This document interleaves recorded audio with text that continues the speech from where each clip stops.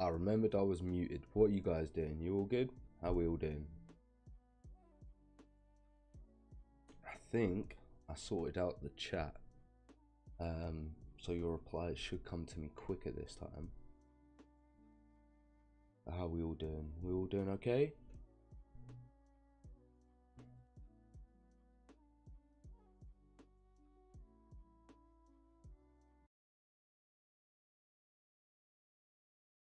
We all doing.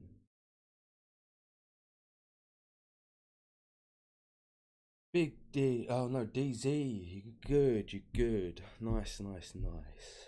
That's good. That is good. Yeah, got a few things I was thinking of doing today that we could sort of try. Obviously, I want to see if I can run a game in the background maybe, but if you guys want me to sort of react to the video full screen, I can also change like the screens and we sort of see if there's any lagging, see what my PC can handle, sort of try and test some bits today if you guys don't mind. As for reactions, I thought maybe we could do some longer ones maybe. So I've got the Plot to Assassinate Castro by Count Dankula. I was thinking maybe something from Tick History if you guys like it. Again, something longer maybe, because obviously I'll be here for a while, probably going to stay on until about 10, 11. Then something short, which would be Richard versus Saladin. Obviously we don't have to do this in the order I'm saying it, whatever you guys sort of think. And yeah, we can sort of go through there. Also, like, I've got a couple of tier lists maybe. Thinking about maybe doing the Napoleon Marshals. Could do the Napoleon Marshal tier list a bit later. And also, obviously, I listened to the Sabaton album, Carlos Rex. I was thinking I might even be able to sort of jump on that as well. Oh, do that. But yeah, just sort of see how it goes for now. I'm gonna play a bit of the Minecraft, see if it sort of lags, and then also I'll put on the Richard versus Saladin in a moment or two, and we can react to that. Sort of see how it's all looking. Oh, I see it's instantly lagging. How's that looking for you guys? Obviously, if it's too much of an issue, I'll just close the Minecraft down. Seems a bit jumpy to me. Let me know what you guys sort of think.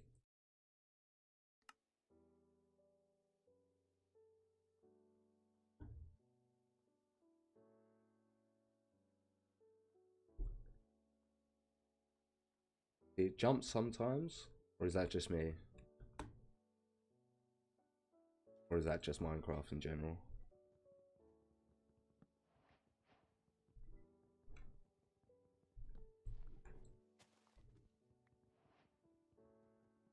Does it seem like it's running okay to you guys?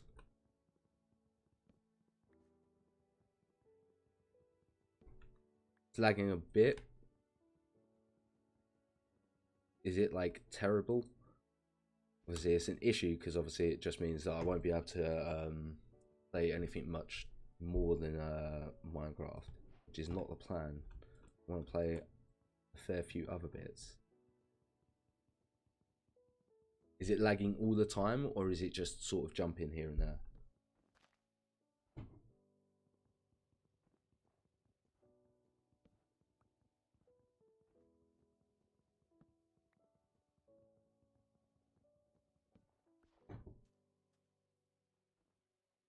Or is it just when I'm moving?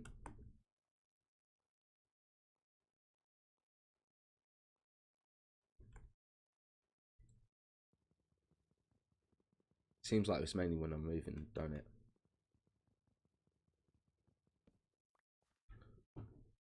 Now what if I also try this?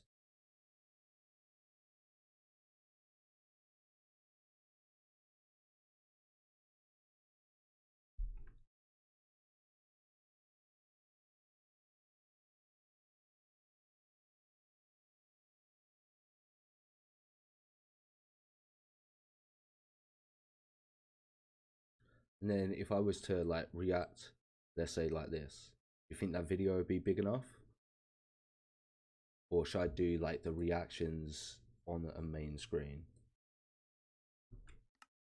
But at least this way, like I could do this, and also because it's like straight in front of me, I get to watch it whilst I'm doing bits and pieces, which obviously just means that if I'm a bit more like, I'm able to sort of pause and then sometimes pick it up, I'd be able to sort of probably stay on for a bit longer. Do you know what I mean?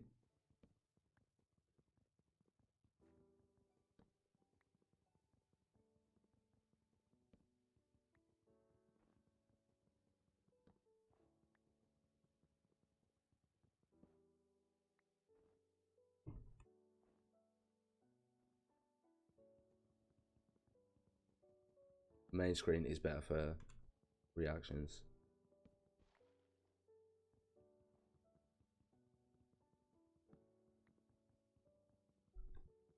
I assume it would probably be better for, depending on what I'm reacting on, but yeah, it'd be quite easy because all I'd just have to switch it over quick.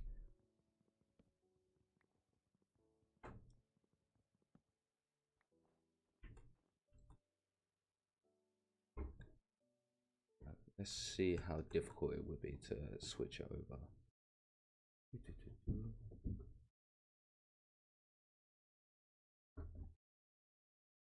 Okay, take 2 seconds. Leave it on in the background, right?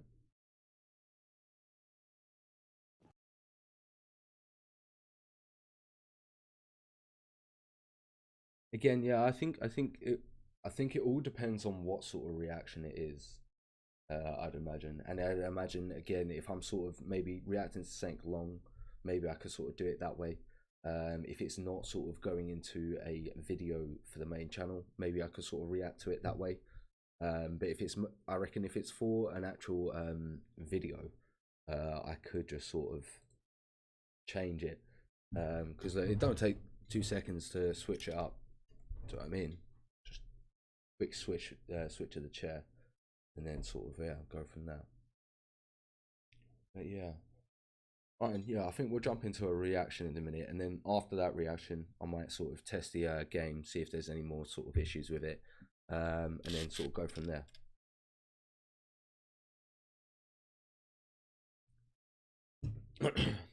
Okay, right, yeah, and I might try the other screen for a reaction a bit later for something else. See where we go. But we're going to jump into this reaction. So for this reaction, we are going to be doing Richard versus Saladin, the final battle of Jafar, 1192. Let's go. August 1192. The Third Crusade rages in the Holy Land. Richard the Lionheart has retaken most of the Palestinian coast, but he's just withdrawn from a march on Jerusalem. Saladin, Sultan of Egypt and Syria, sees an opportunity to strike back. Having endured a series of defeats at the hands of Richard the Lionheart, Saladin is determined to seize the advantage and so he's after that revenge. Drive the Crusaders from the coast. The Sultan's plan: attack the port city of Jaffa. However, when Saladin launches his army, Richard strikes back, and more quickly than even the Sultan could have anticipated. Oh, really? The results of this crucial showdown at Jaffa in 1192 will determine the outcome of the Third Crusade. Let's have a look to see how what the outcome is then, boys.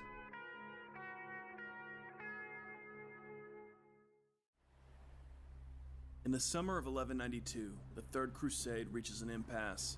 In July, King Richard declines to attack Jerusalem, which is held by Saladin. At this point, Richard has retaken much of the Palestinian coast, but Richard's refusal to besiege Jerusalem highlights his dependence on his fleet for support and shows he knows that he needs those supply lines to be able to do a successful siege. Shows that Saladin is in firm control of the hinterland. By now, the war has gone on for years, and both the Christians and the Muslims long for an end to the hostilities. Richard asks for terms. The Sultan sends his brother Al-Adil to ask Richard to demolish Ashkelon, a coastal fortress on the doorstep of Egypt. Richard refuses. He wants the Sultan to acknowledge Christian control of the coast, including Ashkelon. I see. So the Sultan wants them to basically destroy one of the footholds they have on the coast. And obviously Richard's like, well, no, of course we're not going to do that. That's our territory, which of course is arguable. Yeah. Al-Adil returns to his brother with the report that the English king refuses to demolish even a single stone of Ashkelon. Meanwhile, Richard strengthens Ashkelon's defenses. The war must go on. Toward the end of July, Saladin hears that Richard is at Acre, the chief city of the Crusaders. Richard is planning to besiege Beirut. Saladin decides to counter this move by striking at Richard's southern lands. Jaffa has been newly restored and garrisoned by the Lionheart, located within striking distance of Jerusalem. Jaffa's an... So what, is he just hoping that the troops aren't as experienced? Because it's freshly garrisoned. If Saladin can capture it, he will cut Richard's lands in two and threaten the Christian position in Palestine. In the final days of July, Saladin gathers his army and moves toward Jaffa.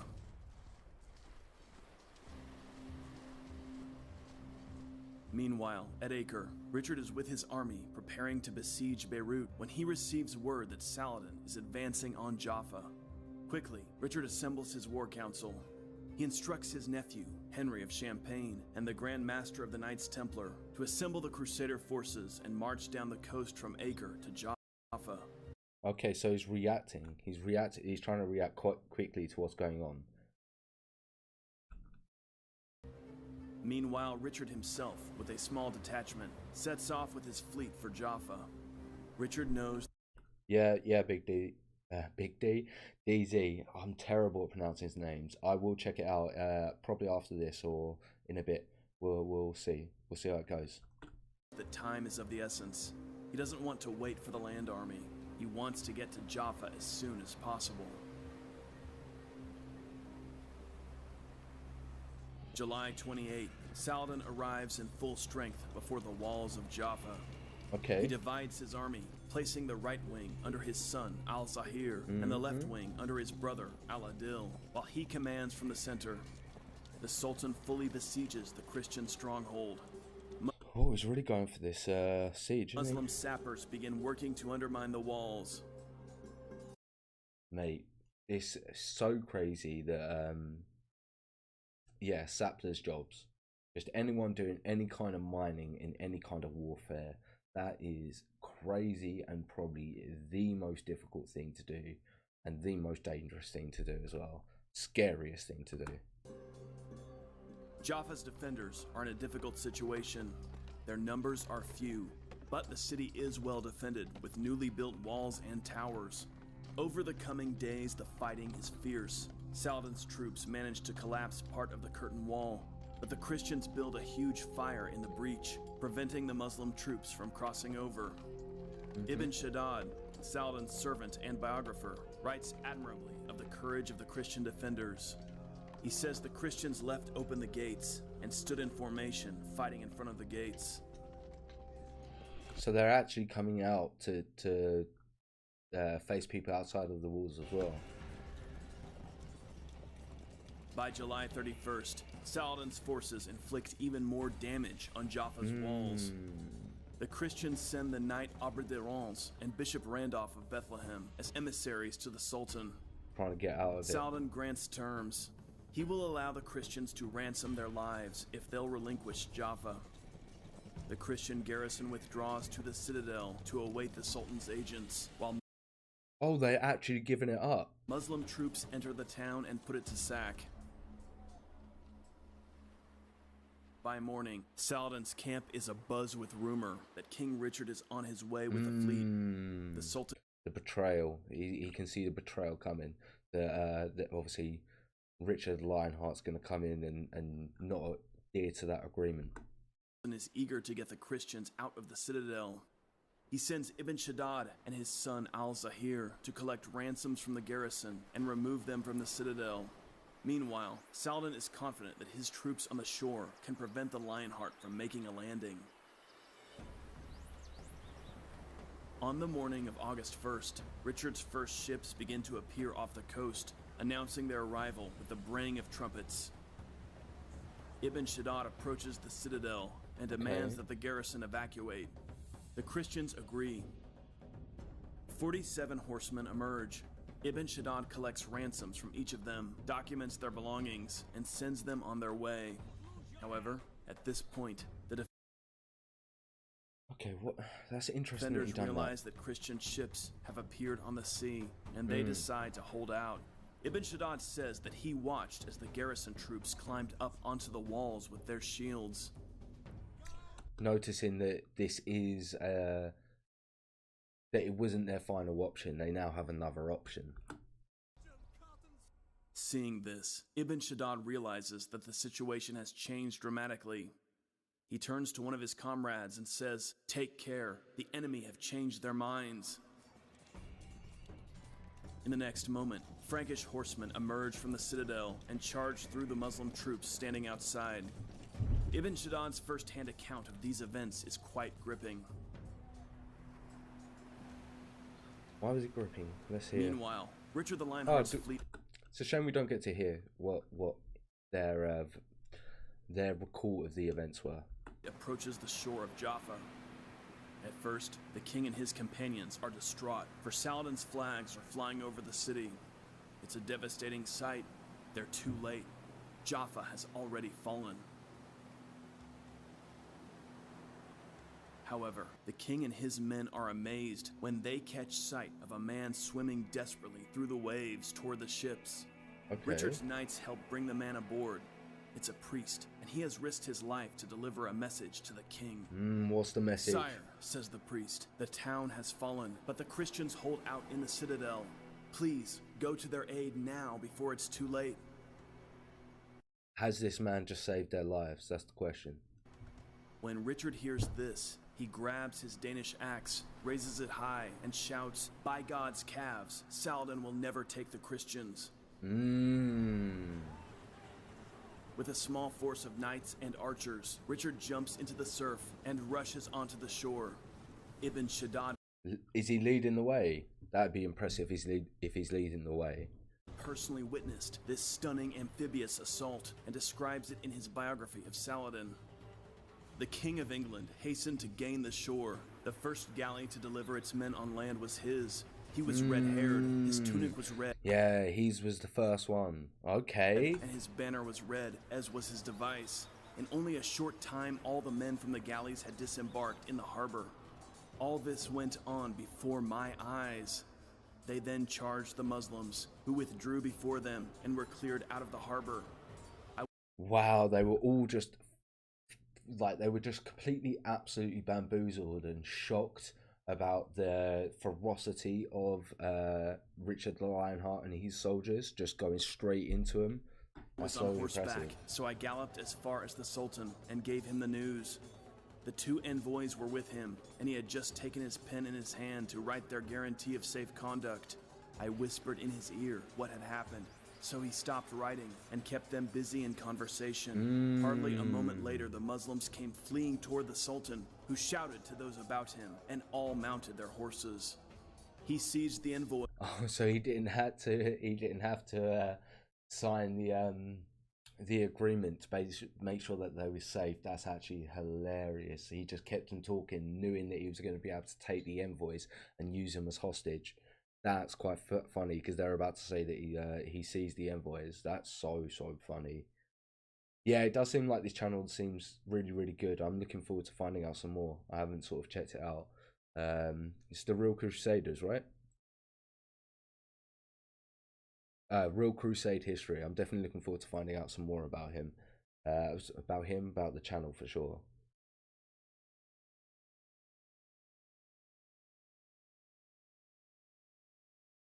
You recommend the channel Voices of the Past? Is that a different channel? Let me know. And order the baggage train and the camp to move back to Yazur.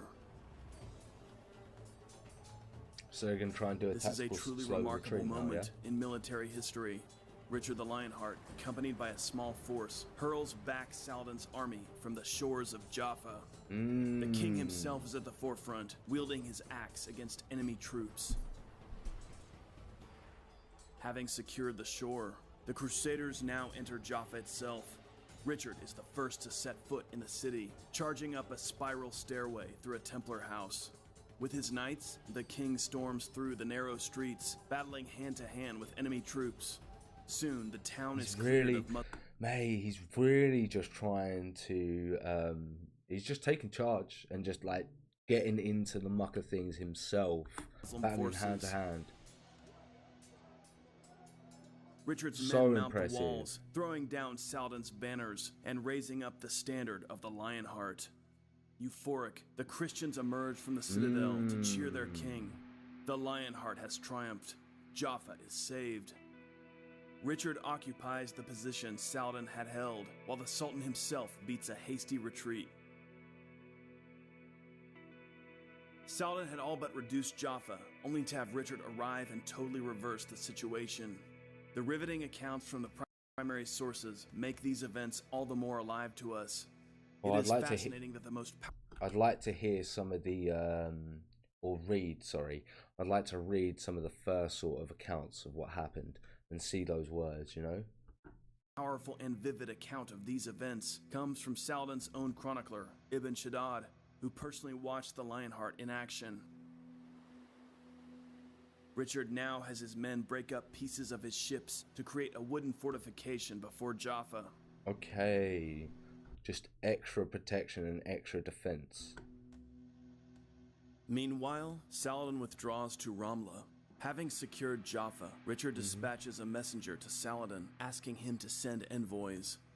Saladin sends his brother Al-Adil's chamberlain, Abu Bakr, and several Mamluks to meet with King Richard. Already, Richard knows Abu Bakr and his companions well from past meetings with Al-Adil. Okay. Indeed, Richard is on friendly terms with this group of Muslim warriors. So, obviously, I think Saladin is hoping the fact that because they're friendly, there's no likely chance of them being injured. Shaddad describes their meeting. King Richard had made friends with several of the elite Mamluks and had knighted some of them. He was on very good terms with them as they met with him on numerous occasions. When the group mentioned came before him, he was both serious and lighthearted. He said, "This Sultan of yours is a great man. Islam has no mightier prince on earth than him. How Paying that respect. is it he departed merely because I had arrived? By God, I had not even put on my hauberk and was not ready for anything. On my feet I wore only sea boots. Why did he withdraw?" Here, Ibn Shaddad provides us with a fascinating glimpse into the subtleties of the Lionheart's personality. Richard Yeah, I only put on my sea boots. That's actually quite a funny little is a highly capable statement. diplomat. Simultaneously, he compliments Saladin while emphasizing his own capability in battle and the extent of his victory at Jaffa. All this is to encourage the Sultan to come to terms. It's also fascinating that a great Crusader king could strike up a certain friendship with Abu Bakr and other emirs and Mamluks. He's very interesting because they're supposed to be complete opposites, right? Well, not complete opposites. They're not complete opposites. They're on the complete opposition, the opposition side, but they could be very similar in personality. But they're on the opposing sides of their, just the opposing sides. Before Abu Bakr departs, Richard asks him to greet the Sultan for him and to urge the Sultan to come to a peace.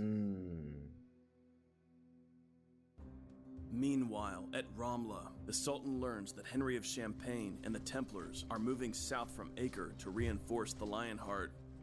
So he knows he's getting back up. Saladin decides that he might still turn defeat into victory. Jaffa is damaged, and Richard holds it with only a small force. If the Muslims So the sacking that they done on Jaffa was significant enough to weaken the defenses. attack quickly, they might overwhelm the king before the main Christian army arrives. On August 3rd, Saladin departs with his army for Jaffa. Okay. But King Richard is preparing for this. The Lionheart organizes his small force to hold the city. The Gesta Regis Ricardi, written by one of Richard's followers, describes the king's formation. Amid wooden palisades, Richard arranges the infantry in a shield wall. Each man holds a long spear aimed forward with the blunt end planted in the ground. Between each of these spearmen, Richard places a crossbowman. Each Okay. crossbowman is assigned 2 crossbows and an assistant to help him load one bow while he himself shoots the other bow. Is that regular? I'd imagine the assistant might be regular, but the 2 bows, I don't know. I'd imagine that would probably depend on your ability to sort of have the materials, the raw materials for that. Yeah. So it is a different channel. I'll definitely check that out then, DZ. Yeah, I can definitely have a look at reacting to the battle, the other suggestion by History Marsh, but it might not be the next reaction. There might be 1 or 2 more before that. But we'll definitely get to it tonight for sure, because I'll definitely be interested if it gives me some more backstory to this vid as well. And then what was that? Saladar and Richin had great respect for each other. Richard wasn't like the Crusaders. Muslims, Saladin, were appreciated for generosity and ability. Oh, okay, okay. I'm with you. Thank you for keeping me updated. Meanwhile, the king himself leads a small cavalry force containing so few men that the Gesta names each of them individually. Incredibly, Richard is about to fight this battle with between 10 and 20 mounted knights. This is confirmed by Ibn Shaddad. He's only got 20 mounted knights at best. Saladin approaches Jaffa That's like a problem, right? with a force of around 10,000 men. When he realizes that Richard's force is so small, he's exhilarated. Finally, the moment has come when he will crush the Lionheart. Seems like when we're at our most struggled, we seem to pull it out of our arse quite often. The Sultan has a fully equipped army, and Richard has less than 2,000 men, with less than 20 horses. The position of the Christians seems impossible.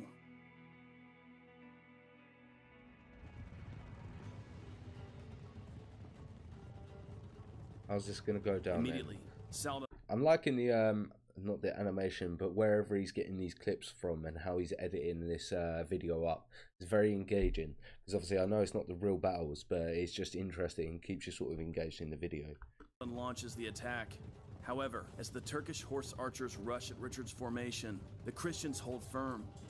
The Sultan's initial attacks are repulsed. Again, Ibn Shaddad's description is powerful. Okay, go on, give it to me. The enemy stood firm and did not move from their positions. Like dogs of war, they snarled, willing to fight to the death.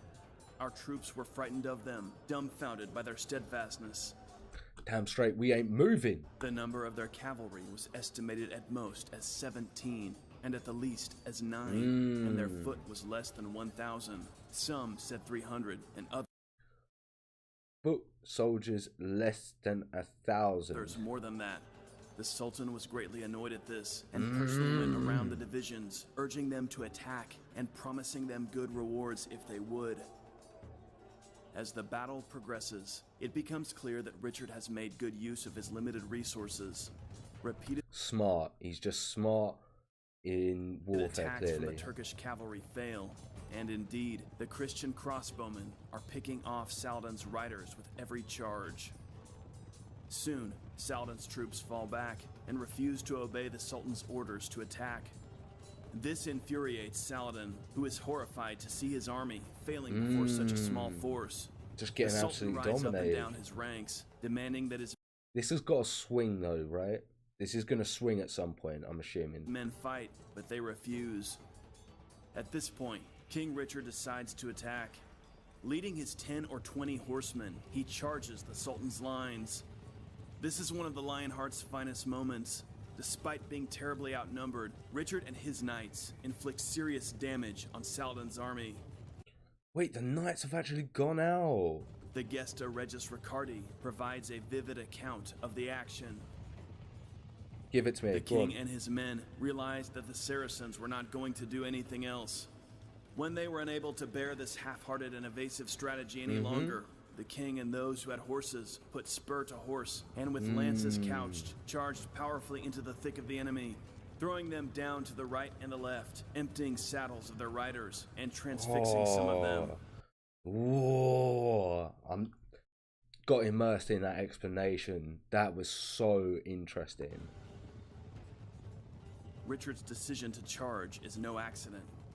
He recognizes the collapsing morale of Yeah, he knows they're losing faith. Saladin's army, and understands that the Sultan likely won't be able to counter a cavalry attack from the Christians.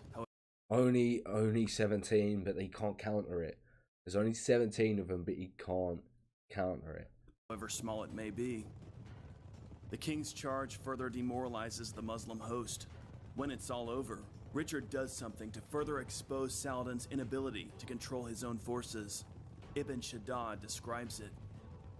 The King of England took his lance that day and galloped from the far right wing to the far left, and nobody challenged him. The Sultan was enraged, turned his back on the fighting, and withdrew to Yazur. No one's going to take the king on face to face. Bring it. At this point, Saladin realizes the extent of his defeat. He calls for a retreat, and the Muslim army withdraws. Once again, Richard the Lionheart has won a great victory over Saladin. Indeed, one of the most remarkable victories in military history. Fortunately, the battle was carefully recorded by the chroniclers in both camps, who glad that there was chroniclers around that time who were able to give us this much information into what happened, so that we obviously now have it today and we can sort of ponder over it. Repeatedly confirm one another's details. We are fortunate that such a fascinating episode was so well documented. Damn straight we were. The Battle of Jaffa destroys Saladin's plan to dislodge King Richard from the coast. Jaffa is saved for the Crusaders. For Richard, this is a crucial victory. Had Saladin succeeded, the very position of the Christian domain in Syria-Palestine would have been threatened. Wow.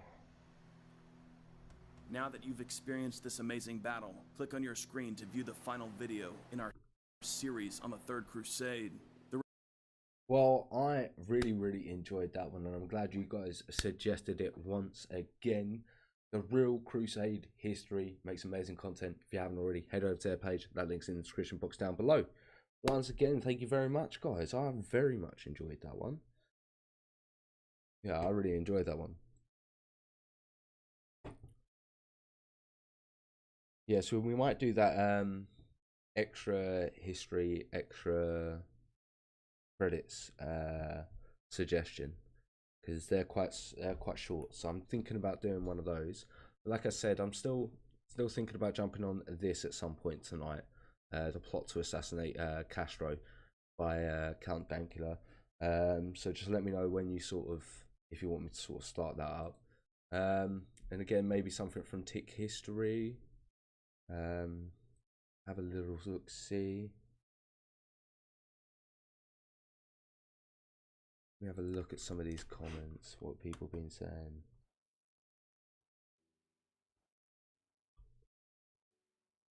Do you really think they had that? Like they said, they only had 1,000 men on foot. So 1,000 men on foot, and then also to have only 17 knights. That really wasn't that many, was it? Let's be honest.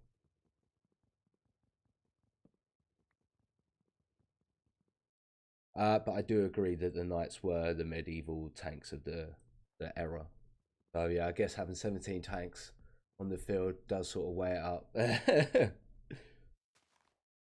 Actually amazing, Saladin died right after he and Richard signed the truce. His sole purpose was liberating Jerusalem and then saving it. Oh really, is that what happened?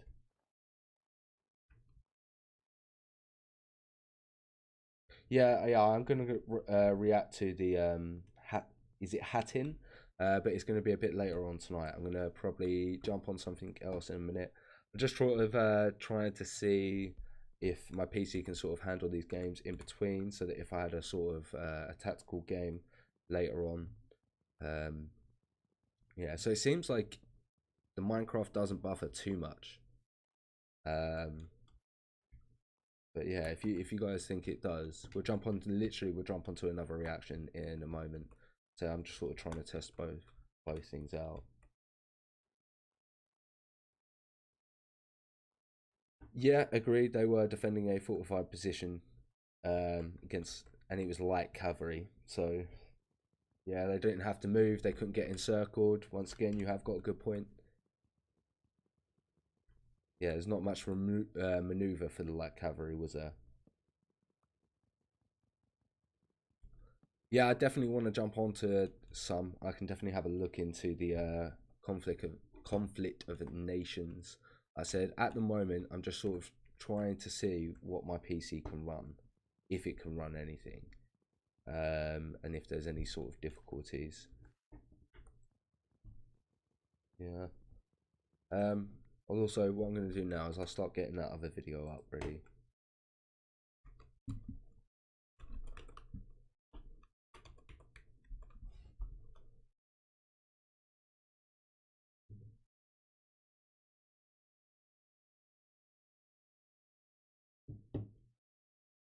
So it was Extra History's version of Saladin, right?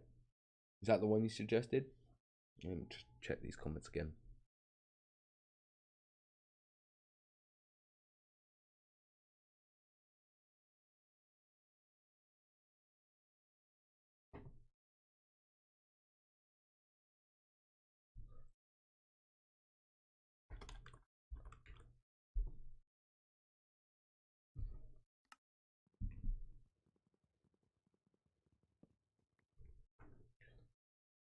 This the one you're talking about?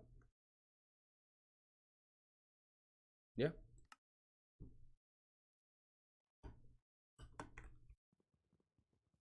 Yeah. Sweet. Okay. For this one, I'm going to try and see what it's like on this setup.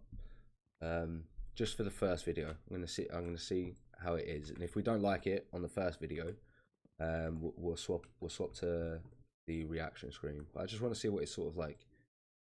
So bear with me 2 seconds.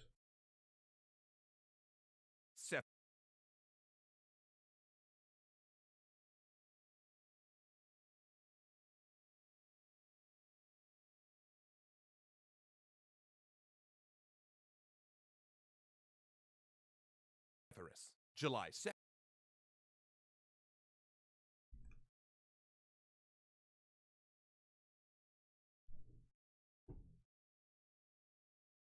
Meanwhile, greed has corrupted a Muslim leader. I cry and call for the aid.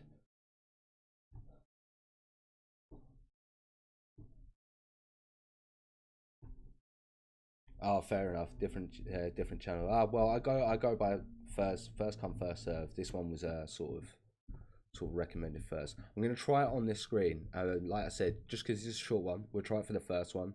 If it doesn't work, you don't like it, and if the PC struggles with the game like in background, we'll swap.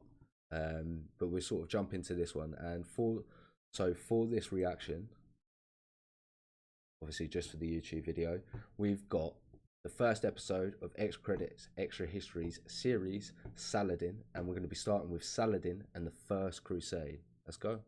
Sepphoris, July 2nd, 1187. The armies of the Crusader states march to war. Leading them are 3 nobles of the Christian kingdoms of the Middle East, founded during the First Crusade. Guy de Lusignan, King of Jerusalem, Raymond III, Count of Tripoli, and the Grand Master of the Knights Templar. Before them, they carry the true cross, a piece of wood from the crucifix Christ died on, secured in an ornate silver box. And they're on a rescue mission to relieve the besieged city of Tiberias. But they are not allies. In fact, until a few days ago, these men were divided over a bitter succession crisis. However, now they've put that aside to face a threat so great. They were involved in a succession crisis. Over what? Over what? What was they fighting over? Also, is it lagging when I'm playing the game, or how's it looking? How's the video looking? Is it okay liking it like this, or you're not? Is it bearable? No one kingdom can face it. The man who united the Muslim Middle East against them, Saladin. And they don't know it yet, but they're marching right into a trap. A trap at the horns of Hattin. Oh, so he wanted it to happen, did he? He actually wanted it to happen. That's interesting. the man who would unite the Islamic Middle East and battle the Crusader states, was born in Tikrit in 1137. His personal name was Yusuf, with the honorific Salahaddin, meaning the righteous of the faith. A name Westerners would contract to Saladin, which we'll be using for this series for simplicity. But whatever you call him, young Saladin was born into a world politically defined by the Crusades. Now, if you've watched our series on the First Crusade, you might wonder how that uncoordinated trash... So why... So they just said that he was, let me just double check was that. Yusuf, with the tract to Saladin, which we'll be using for this series for defined by the Crusades. So why was he defined by the Crusades? Was it just the fact that they were going on around that sort of period in time? Was that the reason why it was defined? Just because he was brought up within the era of the Crusades, so he knew what the effect was. Is that what they're sort of saying? No lag. No lag. Do you mind the reaction style like this with the gaming, or do you not like it? That's the other question I have. You like extra history, it makes it short videos, easy to watch, and you get most of the info. Yeah, and I also think it's a really good sort of introduction. I think extra history is the best introduction to these types of videos. It's actually where I sort of started getting into history was through YouTube and like through these sort of videos. So definitely. And it was the succession crisis was over the kingdom of Jerusalem. Jerusalem? Sorry, boys. Terrible. Like I said, please let me know what your opinions are of this little setup on the screen. If you don't like it, if you do like it, obviously I'm going to do what I like to do, but I do want to know what your opinions are. But yeah, we'll jump straight back into the reaction. Now, if you've watched our series on the First Crusade, you might wonder how that uncoordinated trash fire managed to be so successful. The answer is weakness. By happenstance, the First Crusade managed to strike the Islamic Middle East at a time of fragmentation and infighting, when the Turkish Seljuk Empire was losing control over satellite states and breaking into competing provinces that were unable to coordinate a response. After all, why let a united Muslim front get in the way of a good crusade? Sorry, had to do it once. In that vacuum, the invading Franks were able to carve out a series of Crusader states, which became new wildcard players in Middle Eastern politics. Imagine how frustrating that would be. Do you know what I mean? You just having a foreign entity on your coastlines, just with different cultures entirely, different laws, different politics going on, and having influence within your area. And obviously, if you're in charge, you then obviously have to deal with that influence and it have an effect on your kingdom and the place you're ruling. It's quite an interesting dynamic, I think.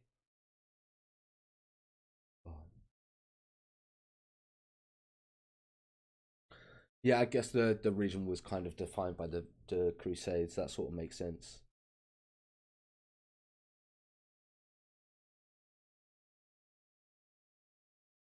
Was it just Syria that the massacres were really sort of being committed, or do you think that it was a lot there compared to other places? Because I assume that the massacres were just everywhere. A young adult, there were three main kingdoms: the County of Tripoli, the Principality of Antioch, and the Kingdom of Jerusalem. A fourth had fallen to the Turks, sparking a second crusade that failed to capture Damascus. Saladin's family were Sunni Muslims of Kurdish origin and served as soldiers and politicians under a family allied to the Seljuk Turks. Growing up with a classical Islamic religious education and frequent games of polo to train him as a cavalryman, he would actually receive most of his useful tutelage under his uncle, who trained him as a soldier and commander. Ooh, okay. Now, we could probably do a whole series on Saladin's early life and battles, but for the sake of brevity, let's just say this. The first... I'd like to... I'm already interested in Saladin. This is getting very interesting. So yeah, after this series, I'm definitely going to I would like to look into his earlier life as well, for sure.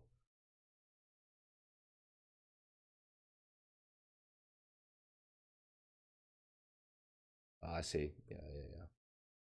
I'm with you guys. Of Saladin's life found him fighting other Muslims far more than the Crusader states. And this is because Saladin and his uncle served under Nur ad-Din, the ruler of the Seljuk Empire's Syrian province. And while Nur ad-Din's leadership was a critical factor in defeating the Second Crusade, he devoted much of his life to consolidating Muslim power in the Middle East, trying to unite the disparate Muslim provinces behind a jihad or holy war, declaring a crusade against the Crusaders. Of course, Very smart. political, religious, and ethnic divisions stood in the way of unity, but Nur ad-Din believed the only way to defeat the Crusader states and reclaim their territory, especially the holy city of Jerusalem, was to create an allied force among the Muslim states. As part of that effort, Saladin and his uncle took control of Egypt, which They had been a actually Shia took kingdom control of prior. Egypt. Then, when his Okay. uncle died, the young Saladin took over as vizier of Egypt, where the charismatic soldier showed great talent for leadership, particularly in attracting talent through generosity, until he was declared sultan by his patron, the Abbasid Caliph in Baghdad. Oh, Saladin okay, so that's also how he was began made putting his sultan. brothers and sons in high-ranking positions, building his family into what would be the Ayyubid dynasty. And when Nur ad-Din died, Saladin took on his mission. Once again, fair putting your family members into the positions. Do you know what I mean? I understand. It's definitely something that I'd think about doing. His early life is in. Okay, nice. Yeah. Like I said, we'll definitely get to it. I'm definitely interested. We'll get to it a bit later on tonight.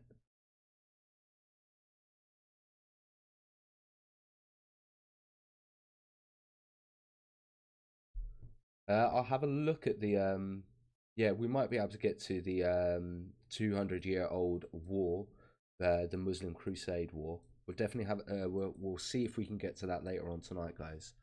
Yeah. To unite the Oh, just quickly, I haven't played this game in so long. How do I get my inventory up and craft? Anyone know? If you do, let me know. Because otherwise, I'm just going to be walking around getting wood. But I would like to get some like axes and bits, and I just can't remember how to get my crafting table up. Islam against the Crusader states via force when necessary.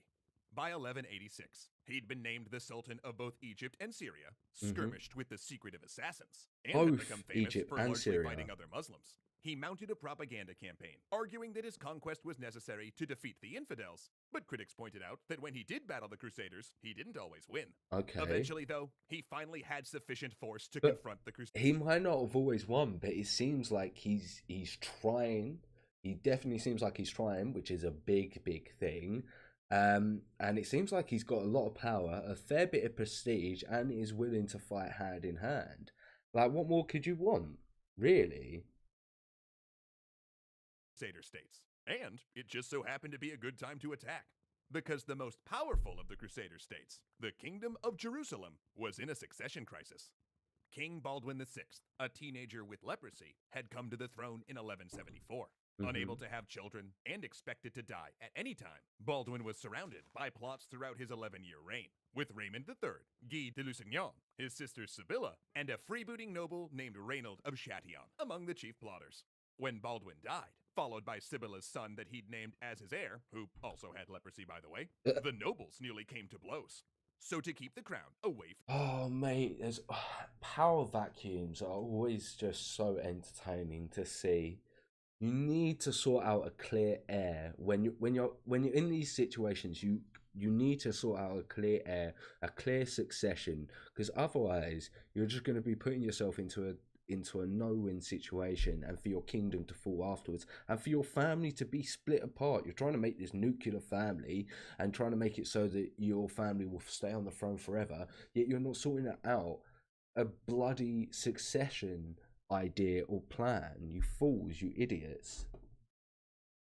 From Guy, Sibylla became the compromise candidate. But then, upon her coronation, she shocked the court by marrying Guy, thus putting him on the throne.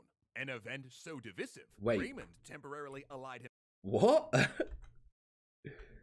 The nobles nearly put by Sibylla's named Reynold of Chatillon among the chief plotters. When Baldwin died, followed by Sibylla's son that he'd named as his heir, who also had leprosy by the way, the nobles nearly came to blows. So to keep the crown away from Guy, Sibylla became the compromise candidate. But then upon her coronation, she shocked the court by marrying Guy, thus putting him on the throne. An event so divisive, Raymond temporarily allied himself with Saladin against the Kingdom of Jerusalem.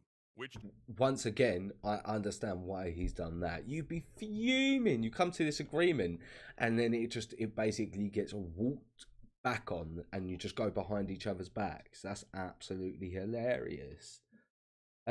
Saladin was a very capable ruler, but was just faced with overwhelming odds against the might of all of Europe. Yeah, okay. interested. I'm looking forward to seeing how that sort of plays out. He does seem like a very, very capable ruler, indeed. He's lucky King Frederick, his huge army disappeared in the Seljuk territory, where King Frederick also died. Okay, King Baldwin was quite a great leader. Shame that he died so young. Just goes to show that politics often played as much a role as religion during these conflicts. Ow. Meanwhile, Reynold of Chatillon, a man who Politics and religion was hand in hand. We had this conversation on a stream the other day. Just hand in hand, especially during these times. who acted more like a pirate than an idealized image of a knight, was provoking Saladin. He began raiding Muslim trade routes More on the like Red Sea, striking close to pirate. Mecca and Medina. But it was his plundering of a pilgrim caravan headed to Mecca in 1186 that made Reynold one of the most hated men in the Muslim Middle East. Why was that In hated? retaliation, Saladin sprung his trap. Oh, because He he was. besieged the fortress Sorry. of Tiberias.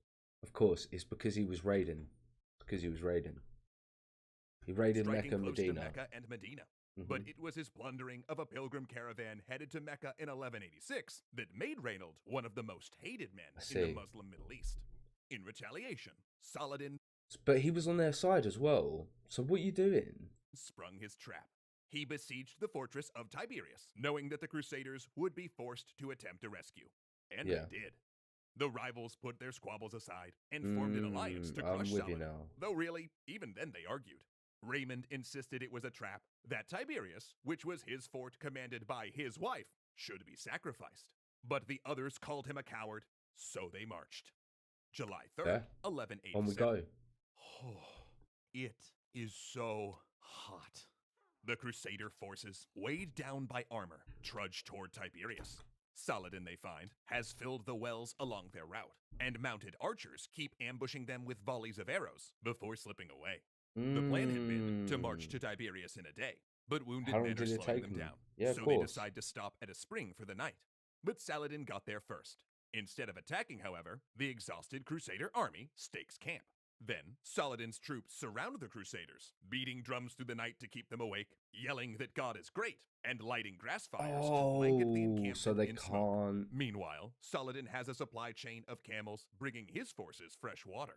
And in an extra twist of the knife, they take skins of it up to the Crusader lines and dump it out in front of the exhausted, parched men. Oh, that's rubbing insult into the injury. You're not prepared to deal with the conditions of this area, so you have now got your men completely thirsty.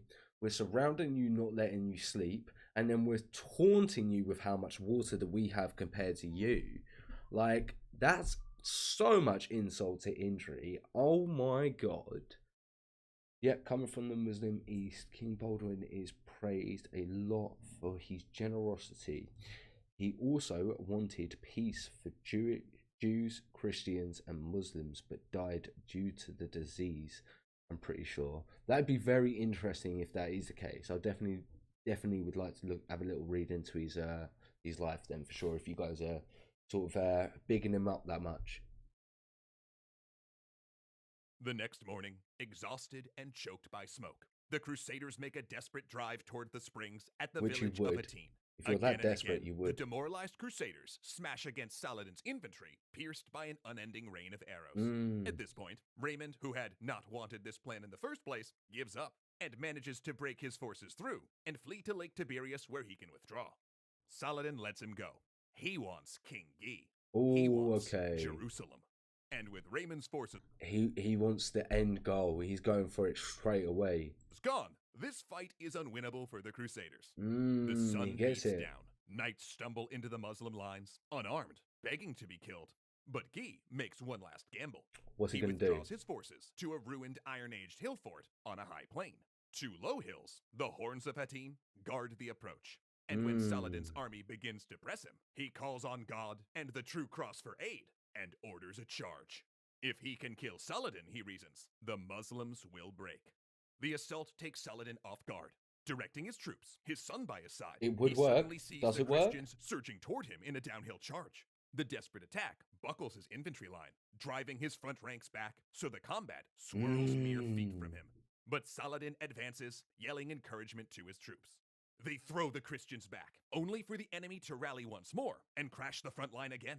The combat nearly reaching Saladin, who by this point realized that he was the objective. But his Oh, I lines hold, see. and the I see. He didn't realize. He didn't realize. Of course, you would. If you're the only one there, like, how are you not gonna realize? Crusaders are sent scrambling back uphill. His son says it's But he just beat them off. These men just beat them off like they were flies. over. But Saladin says it will not be over until the king's opulent tent falls. Nice. But as he says this, he sees the canvas topple in the distance. The Wait, what? Sultan dismounts and prostrates himself in prayer. God I would understand why. Do we know why the tent and that just collapsed? Or what has happened? given victory. Saladin has just annihilated the military power of the Crusader states, captured the king of Jerusalem, taken their most holy relic, and now the city of Jerusalem lies nearly undefended. Did you all know? Very good. Very, very good. We'll jump straight into the next one in a second. Like I said, I just want to find this out quick. Yeah, I really, really enjoyed that one. Once again, we're going to jump into the second episode because these are quite quick. Just want to Google something real quick, though.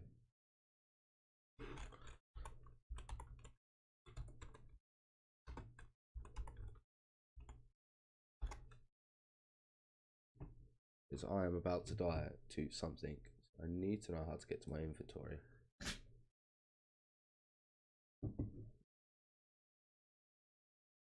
Because Saladin's forces captured the tent. Nice.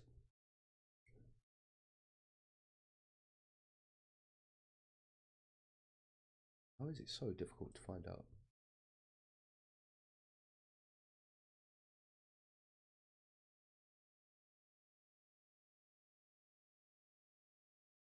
2 seconds, guys. We'll literally start the second one in second episode in a moment.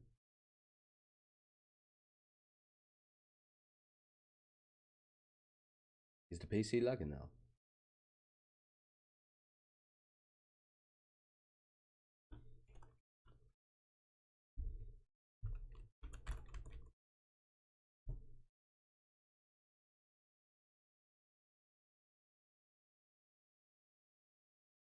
By pressing E. Right, we're jumping to the second episode. What is the second episode called?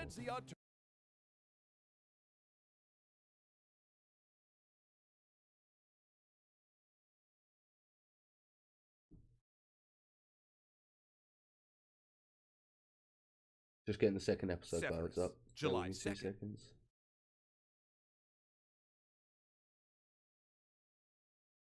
The Horns of Hattin, July. When Saladin forces, he tried to copy what Muhammad did. When he entered Mecca, as many people wanted revenge, but Muhammad ordered forgiveness. Okay, oh, but when he entered Jerusalem, not Mecca. Okay, that's really, really interesting.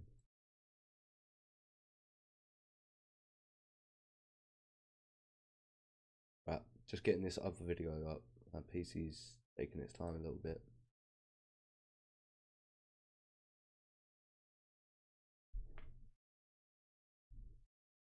Yeah, it does seem to be the Western scholars. The descriptions don't seem to be terrible of Saladin, do they?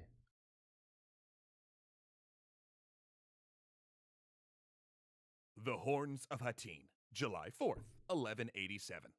The battle is over. City of Acre, September. Sorry, guys.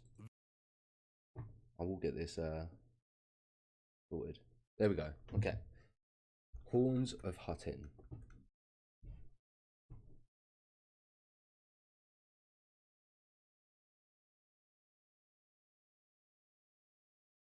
I was, yeah, I know. That's why I paused it like halfway through the reaction because I didn't want to deal with it.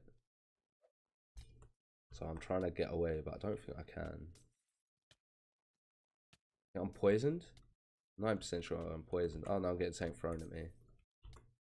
Lol. Lol.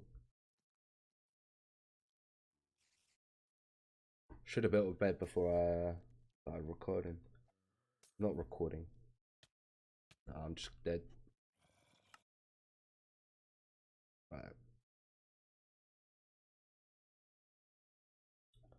Right. We'll jump into this reaction first. What I'm going to do is I'm going to go back onto the other screen for now.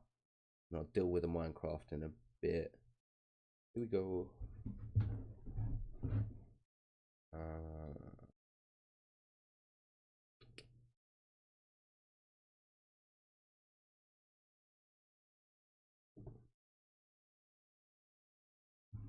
Okay, we're ready for episode 2, yeah? The Horns of Hattin, July 4th, 1187. The battle is over. Bodies lie across the slopes, dismembered and baking in the sun. There are thousands of captives, but Saladin has asked for 2 of them by name: Guy de Lusignan, King of Jerusalem, and Reynold of Chatillon. Hate they got captured. When they come, Saladin's palatial tent is still being set up. Saladin then offers Guy a glass of iced julep, and the king, dying of thirst, sucks it down. It's a relief in more ways than one. He knows that in Muslim culture, to offer someone sustenance is a promise they will not be harmed. I like that. I like that a lot. Guy then hands the cup to Reynold, but Saladin interrupts. He had given the cup to Guy, not Reynold. The Sultan stands, berating Reynold for his blasphemy and treachery, for breaking the peace between Saladin and the Crusader states by attacking pilgrim caravans, for blaspheming God and torturing Muslims. He then gives Reynold a choice: convert or die. Reynold refuses, and which is fair. Like he gives him the option. He then gives Reynold a choice: convert or die. Reynold refuses, and with one stroke, Saladin strikes off his head. Again, I understand it. You gave him a choice, and that's it. And upon seeing how the king now shakes, the Sultan leans in and assures Guy no harm will come to him. Kings, he says, do not kill kings. Setting that precedence. Like, president. He's setting that precedent so that if he ever got caught, he wouldn't be able to get beheaded. Yo, like, you good? I hope you're doing well, my man.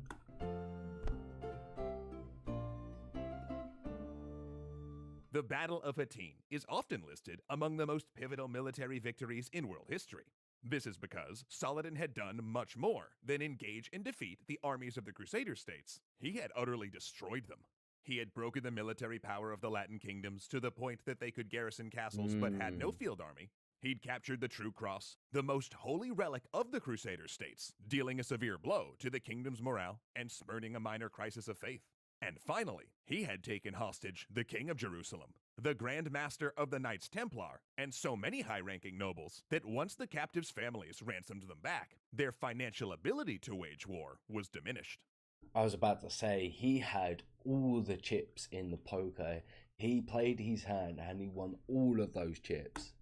The lower-ranking captives, those without a noble family to bail them out, were largely sold into slavery, flooding the Damascus markets to the point that a Christian slave could be had for only 3 dinars. Knights of the military order. Wow, interesting. The Knights Templar and Hospitaller, who were too dangerous to let live and useless as captives because they refused to be ransomed, were executed clumsily by clerics a few days after the battle. Understandable. Only those few who did convert to Islam were spared. It was a monumental victory. But to make it count, Saladin knew he had to capitalize on it quickly. See, much like the Christian force that they had just defeated, Saladin's army was a coalition of semi-rivals. For over a decade, Saladin had essentially struck a bargain with the leaders of the Muslim Middle East. Unite under the leadership of Saladin, accept the primacy of the Ayyubid dynasty, and he would defeat and conquer the Crusader states. There? Did they go for it? And while this victory had shut the doubters up temporarily, he still needed to take a big prize in order to make that bargain seem fully worthwhile. And there was really only one objective that would truly vindicate him. Jerusalem. Granted, it wasn't the most strategically important target. That would be Tyre, with its defensive walls and positions on the Silk Road, but Jerusalem was symbolically crucial. Considered the second holiest city in Islam, Jerusalem contained the Dome of the Rock, the site where the Prophet Muhammad was said to have ascended to heaven, standing on the rock where Abraham had prepared to sacrifice his son to God. Across from it was the Al-Aqsa Mosque, where the Prophet had led. It's crazy how one place has so many ties from so many different cultures. So one place has ties to all of those different people and all of those different cultures, and it's very impressive that one place has that much reach, I think. Led prayers, and both were on the Temple Mount, a site also sacred to Jews and Christians. But when the First Crusade took Jerusalem in 1099, they'd turned the Dome of the Rock into a Christian church, and the Al-Aqsa Mosque into a palace, and later headquarters for the Knights Templar. By Islamic standards, this had spiritually polluted both sites, particularly the Dome of the Rock, since the alterations had included religious art depicting human figures, which are forbidden in Islam. But if Saladin could reverse what the Muslim... Oh, pictures with humans are forbidden. Had included religious art depicting human figures, which are forbidden in Islam.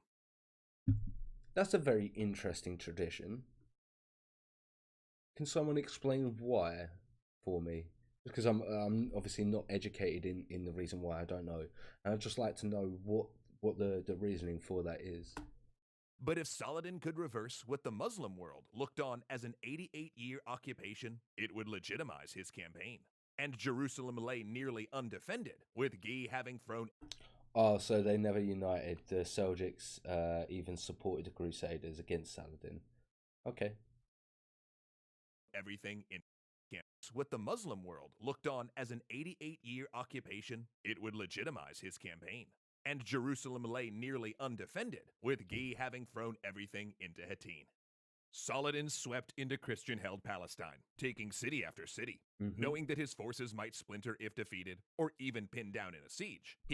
So he was really relying on his men to stay loyal to him as well. Kept the speed of the advance up by offering the Christian cities generous terms if they surrendered without a fight. All Christians had the option to stay, their properties unmolested, provided they agreed to pay a tax. And those that wanted to leave would have 40 days to settle their affairs and would not be attacked as they made their way to Tyre. You can leave, just pay everyone back, sort out all your stuff, and then you can go. Fair and reasonable.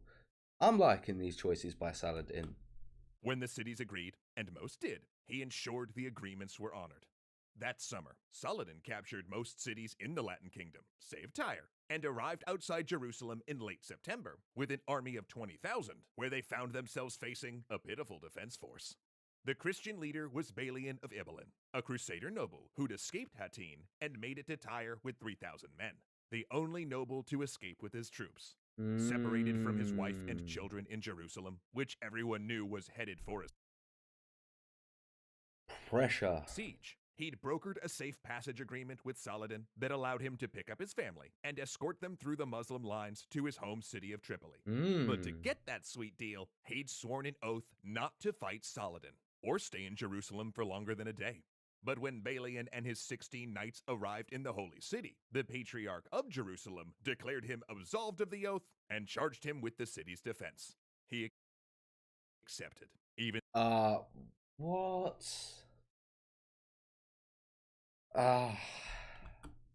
though it would mean murdering his family. Balian.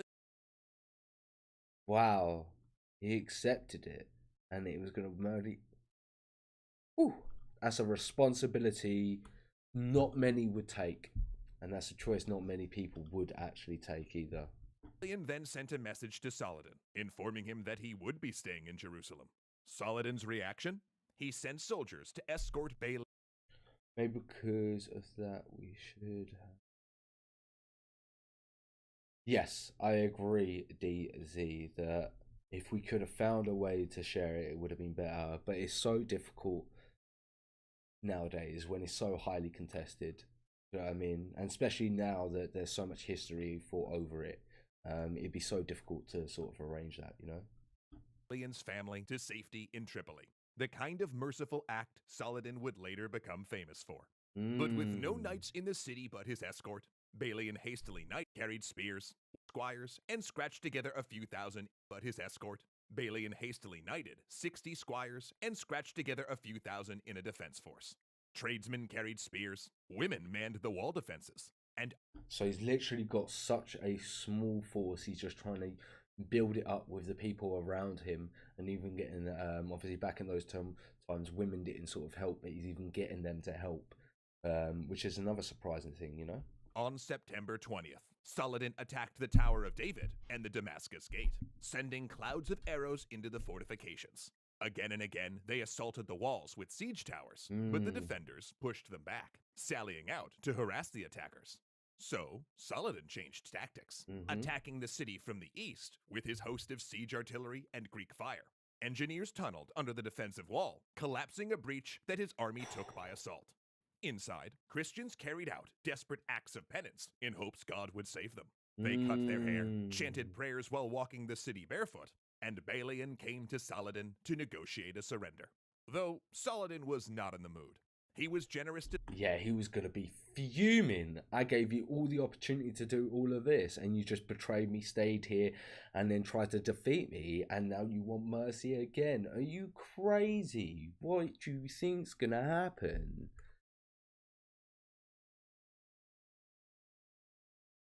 Yeah, I agree. Yeah, you are right. He probably didn't have too much of a choice.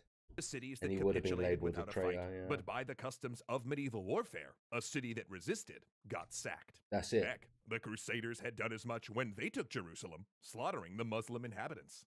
Is he going to be the exception to this rule? That'd be interesting. So Saladin stated he would kill the defenders and sell anyone left into slavery. To which Balian made a counter threat. Breach the city, and they would not only slaughter the city's Muslim population, but destroy every mosque and shrine. It's a threat with a threat, really, isn't it? Is it justified? Kind of justified when you're fighting for your life. You know, will you actually go through with it? That's an interesting one. Let me know what you guys think. Then took a moment and met with his captains, weighing the risk of damage against the possibility of looking weak to his allies. He decided to make the deal. The final negotiation centered around ransoms, with the Crusaders coming up with enough money to pay ransoms for 7,000 of their citizens, with the 15,000 they could not afford sold into slavery.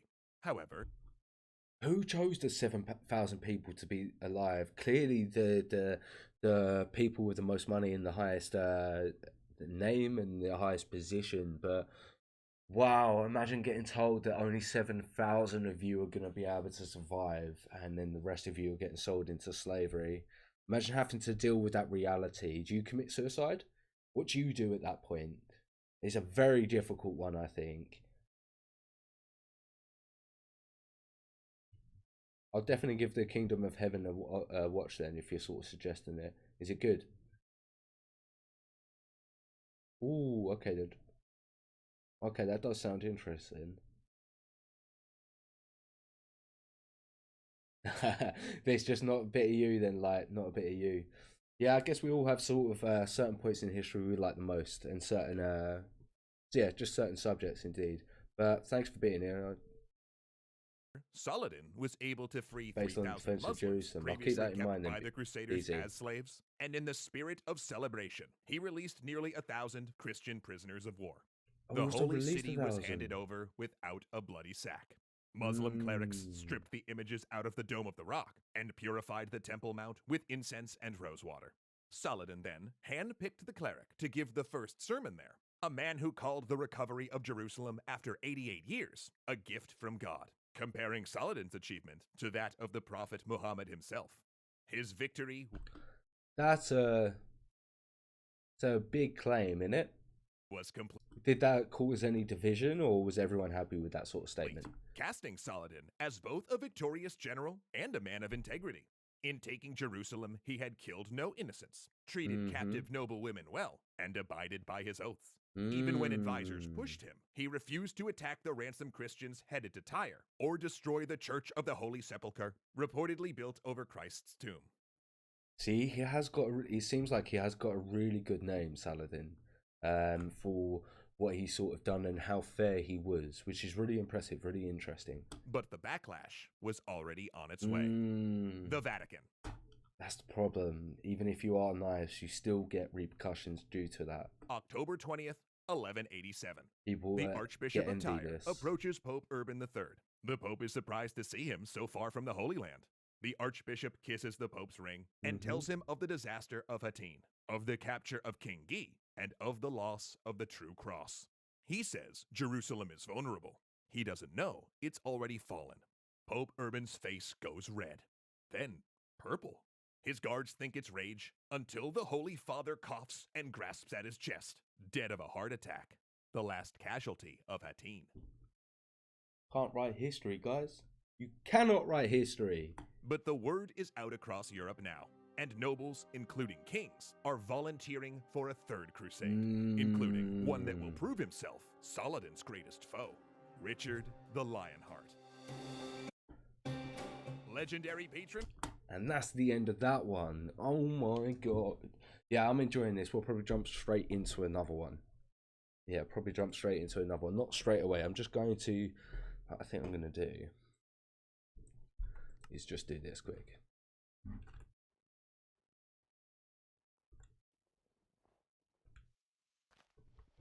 Get me in a hole. Oh, you wanker. That has not gone well at all, has it? Oh my god, this is jokes. I'm just going to die again. This is actually jokes. It's peak. I can't catch a break, can I? I just want to wait until daytime. That is all I want to do. But it's just not going to happen, is it? How is a 28-year-old going to lose to Minecraft? Not on, boys. There we go. Right, we'll jump straight on to the next one, and I'll deal with this in a bit.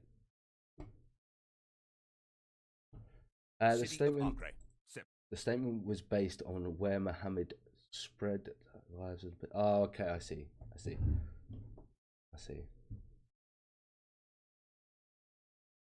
Right, that's what I'm doing this.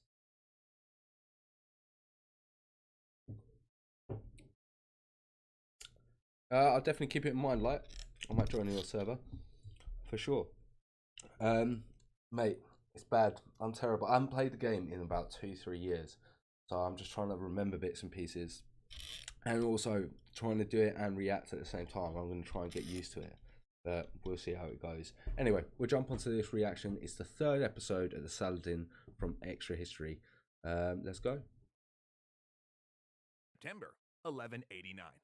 The force of 8,000 Christians stands before the defensive walls, dug in between the port city and the shore. Among them flies the banner of Guy de Lusignan, the dispossessed king of Jerusalem, and until recently, Saladin's captive. Saladin could destroy them now, and perhaps he should.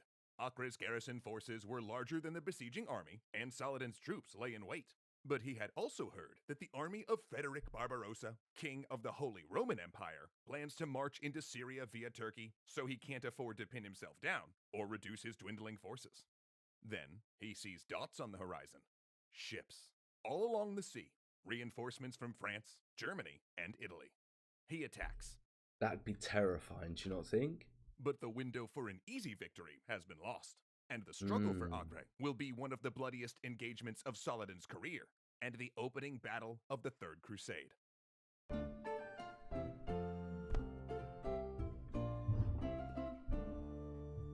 Though the capture of Jerusalem was Saladin's most triumphant moment, it also marked the pinnacle of his power and influence.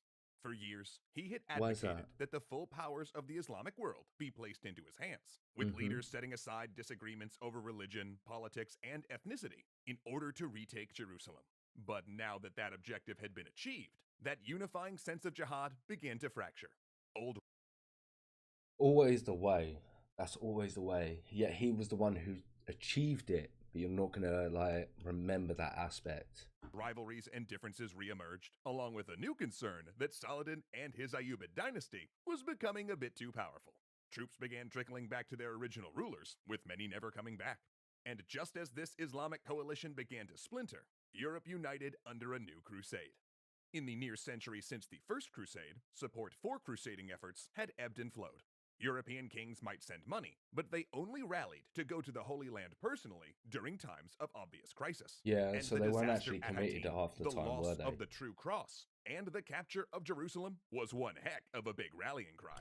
There was 3 big things there. This crusade, however, was different than previous ones. The recruitment message was much more coordinated via the church, the goals more clear. In fact, a new vernacular developed around the effort.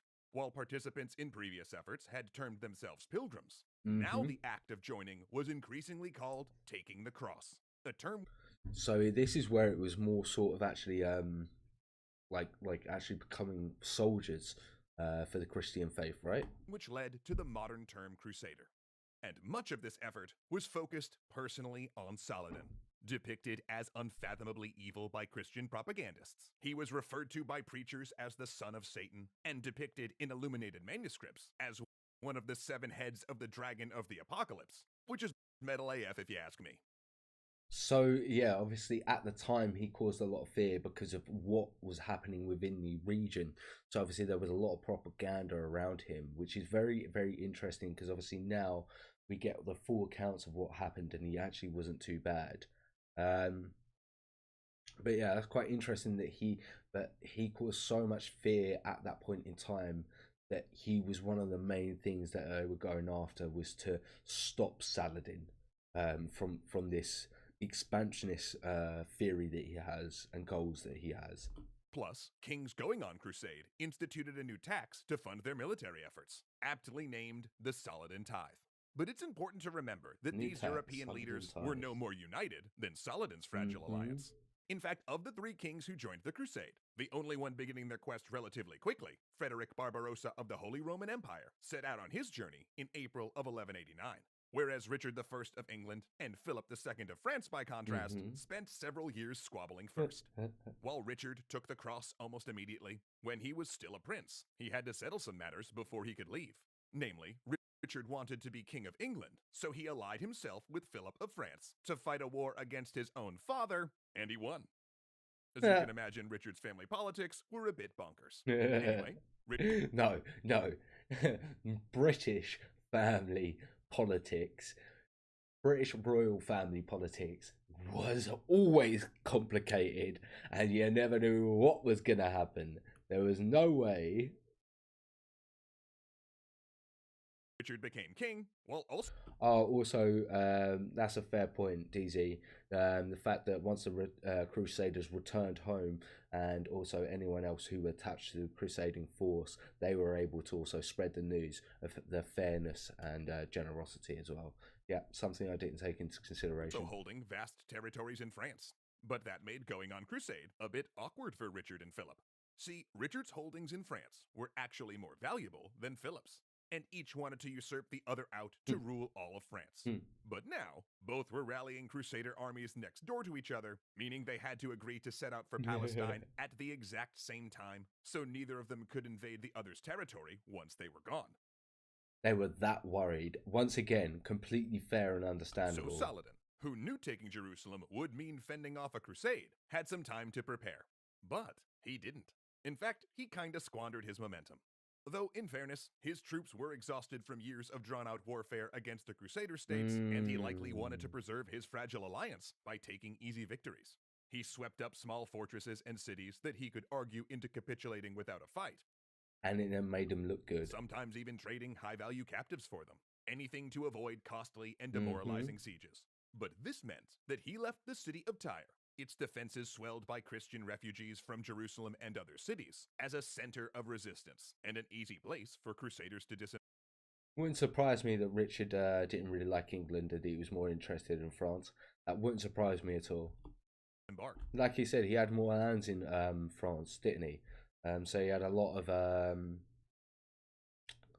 of commitment there as well. Another major mistake was letting King Gose of Jerusalem go. An act so mind-bogglingly reckless, historians still argue about his motive. He may have simply felt bad for Queen Sibylla. 2 seconds.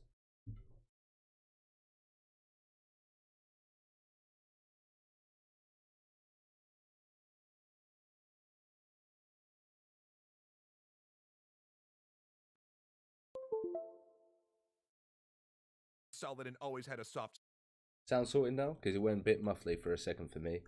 Should be sorted now.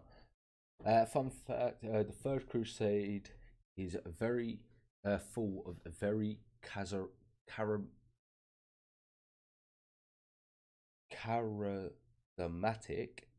characters. Philip, Richard, Frederick, and Saladin were all gigachads.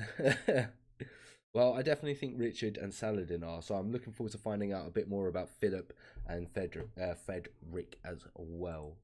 argue about his motive. He may have simply felt bad for Queen Sibylla, as Saladin always had a soft spot for his rivals' families, and he did love to be generous even to the point of recklessness. In fact, his So it's really showing that how generous he was. That's one of the reasons why people think that he let him go. lieutenant for his rivals' families, and he did love to be generous even to the point of recklessness. In fact, his lieutenants actually used to hide money to prevent him from giving it away. Or perhaps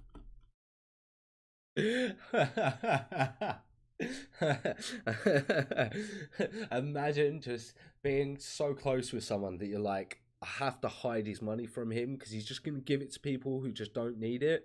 Like he'll just be stupid with his money. I reckon that's every accountant with like someone who's rich, just like, no, don't spend that, or just when they get the accountant list and they're just like, oh no, you spent how much? What? On a chain? Oh my god, what? This on sneakers? You crazy? he thought that Guy would create discord among the other crusaders who were competing to replace him. Whatever the reason, he miscalculated. After a noble named Conrad, who had seized and defended Tyre after Hattin, refused Guy entrance into the city, the dispossessed king rallied a small army and put Acre to siege. And then came as if he sieged it himself. Saladin's worst mistake, dawdling rather than committing forces to destroy Guy, which drew the Third Crusade to his small army like a magnet. Saladin finally hit the Christian camp on October 4th of 1189, but by then it was too late to be easy. The combined forces of the Crusader kingdoms and the foreign reinforcements numbered 30,000. And I mean, what do you expect? What do you expect? You absolute fool. Absolute fool. When Saladin died, all he left was an armor, a horse, and 3 deniers, despite being the king of Egypt, Syria, Lebanon, Syria, and Yemen. That is actually crazy. That is actually crazy. But I think that's so valuable. The fact that he didn't care for riches, that he just wanted to do what he could and be a good leader. That's very interesting. His grave is in Damascus, and it says, Allah, by its final victory, open for him the gates of heaven. That's a very, very not interesting. It's a very, very good statement to have on your grave. I'd definitely like something like that for sure. They were in high spirits. Crossbowmen savaged the Muslim front ranks, followed by a charge of men-at-arms and heavy knights. There's too many of them now. His weakest troops, broke, and the Crusader forces stormed all the way into Saladin's camp. But there, the Crusaders broke ranks to plunder, as they seemed to always kind of do. Then Saladin hit them with force, sending them fleeing. Nice. Saladin knew that was the time to strike. They had no leadership, no cohesion. They were just completely wild. From the slaughter.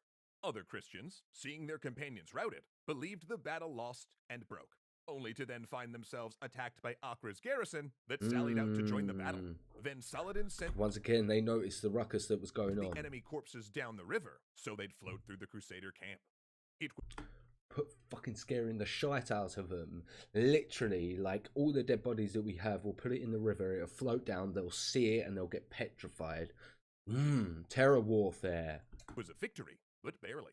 Several of Saladin's commanders had lost their fortunes due to the Christian plundering, and they would be fuming.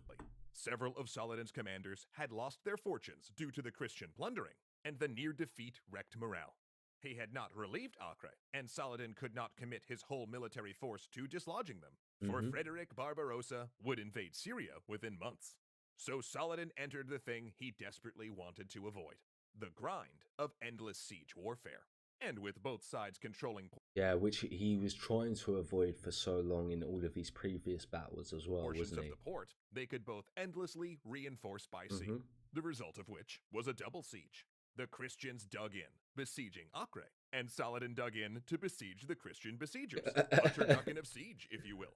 Harassing fire from catapults peppered Acre's defenders. Crusader barges with tall siege engines rode into port as floating artillery platforms until Saladin... Again, that makes complete sense that they would have that. And I just feel like an idiot. I never thought about it. But I have thought about it. Surely. I would have thought about it. But yeah, I really like that. That's really creative. Own siege engines burned them down with pots of incendiary Greek fire. Both sides captured men and tortured them within view of the enemy, and the besiegers used anything, including human bodies, to fill in the defensive trenches before Acre. Holy shit, sieges were just brutal. Whatever was thrown in, the Muslim defenders had to pull out. When the Christians did breach the wall, the garrison would sally out to fight the besiegers, while engineers in the city hastily repaired the damage. Saladin's only stroke of luck came in June of 1190, when he received word that Frederick Barbarossa had been thrown from his horse while crossing a river in Anatolia, and the German king drowned in his heavy armor.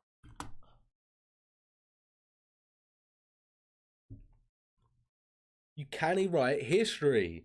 You can't write history, honestly. That's absolutely jokes. That's so funny. Oh my god. That's so peak and unfortunate. Literally 5 Muslim kings at the time, 3 caliphs during Saladin's reign, yet no one knows their names because they never cared about defending their land and people, just about the money. So basically Saladin versus Europe. He was the only one sort of remembered during this period of time. That's quite interesting to know. Cheers for updating me. Leaving his contingent leaderless and racked with disease. And while a few managed to arrive at Acre, they did so just in time to suffer through one of the worst winters Palestine had seen in decades. Their food so short, the Crusaders ate pack animals, and possibly even human corpses. And then... Sounds familiar. 18 months into the siege, Richard and Philip arrived, and things changed. Because they brought with them enormous catapults named... Wait, no, really? Named Bad Neighbor and God's Own Catapult. So expensive were they to maintain that a priest had to stand by them during their operation, praying and asking for donations to pay for repairs when they broke down or were damaged. Oh my god. Oh my god. The logic of people during these days is just so interesting because I'm not around during those times. I'm not around the culture and obviously the religion and so on and so forth. So I just don't have that experience myself. But stuff like that just seems so weird and so interesting to me. How you come to that conclusion to think that you will get money if you do that. They must have been spending, man, and they must have been so valuable, so valuable. Frederick was a Chad. Well, I didn't get to see it, so you need to let me know in the comments what I should react to find out if Frederick was a Chad for sure. Such a disappointing the end of a great king. Yeah, I need to know what happened, a bit more about him. It was so lucky for Saladin Frederick died because his army was much larger than Richard's and Philip's. One was already outnumbered him. Whoa, very interesting. So what happened to the rest of the troops? Did they just not turn up? Did they just leave? An equally large Muslim catapult, dubbed Bad Relative, returned fire. This was a new type of siege warfare. The previous catapults could do no more than harass and injure defenders, but these named beasts knocked great holes in the defensive walls. It was clear. There's a big worry in it. I mean, if like one boulder's doing that much damage to your wall, it's just not going to last long at all. Acre would fall. Yet something else appeared in Saladin's camp. A diplomat secretly sent by Richard without Philip's knowledge. Richard, ill Okay. with scurvy and calling on codes of chivalric honor, asked for a gift of fruit and ice, and he suggested they meet for talks. Saladin, ever hospitable to enemies, sent the requested peaches, dates, figs, and ice, along with a message. No meeting, not until they had a peaceful truce. For if the kings met as friends, then later fought, it would bring dishonor on both of them. And fight they would, in a battle that would stand as one of the greatest personal rivalries in all of history. And we'll tell you about that little spat next time. I'm definitely looking forward to finding out what that is. That's so interesting. Okay, so they didn't want to meet as friends. I wonder why that is. Alright, should we just jump straight into the next one? I think we should just jump straight into the next one. Outside Acre. Right, you ready? Saladin and the Third Crusade defending Jerusalem, episode 4. Let's go. Outside Acre, August 20th, 1191. An aide calls Saladin out of his tent. The Crusaders, it seems, are making some kind of move. In the months since Acre's surrender, Saladin and Richard have been mired in negotiations. Not actually in Saladin person. has agreed to pay because they don't want to meet as friends, right? 200,000 dinars, return the True Cross, and release captives, in exchange for Richard releasing the 2,600 men of Acre's garrison. But these talks have drawn out, as Saladin scrapes up the money and seeks assurances that Richard will release prisoners of rank. And when the deadline for the full payment arrived, Saladin could only offer 100,000 dinars for half of the prisoners. Richard said no, and now his troops are on the move. Clearly, this troop deployment is some new negotiating tactic. Yeah, it's just trying to show force and dominance in it, by just making these men go straight onto the move. Then, Saladin sees the tied-up prisoners at the center of the Crusader army. That doesn't make any... No. Swords flash and spears strike, and in an industrial display of brutality, Saladin's army watches as Richard's men butcher every last Muslim captive.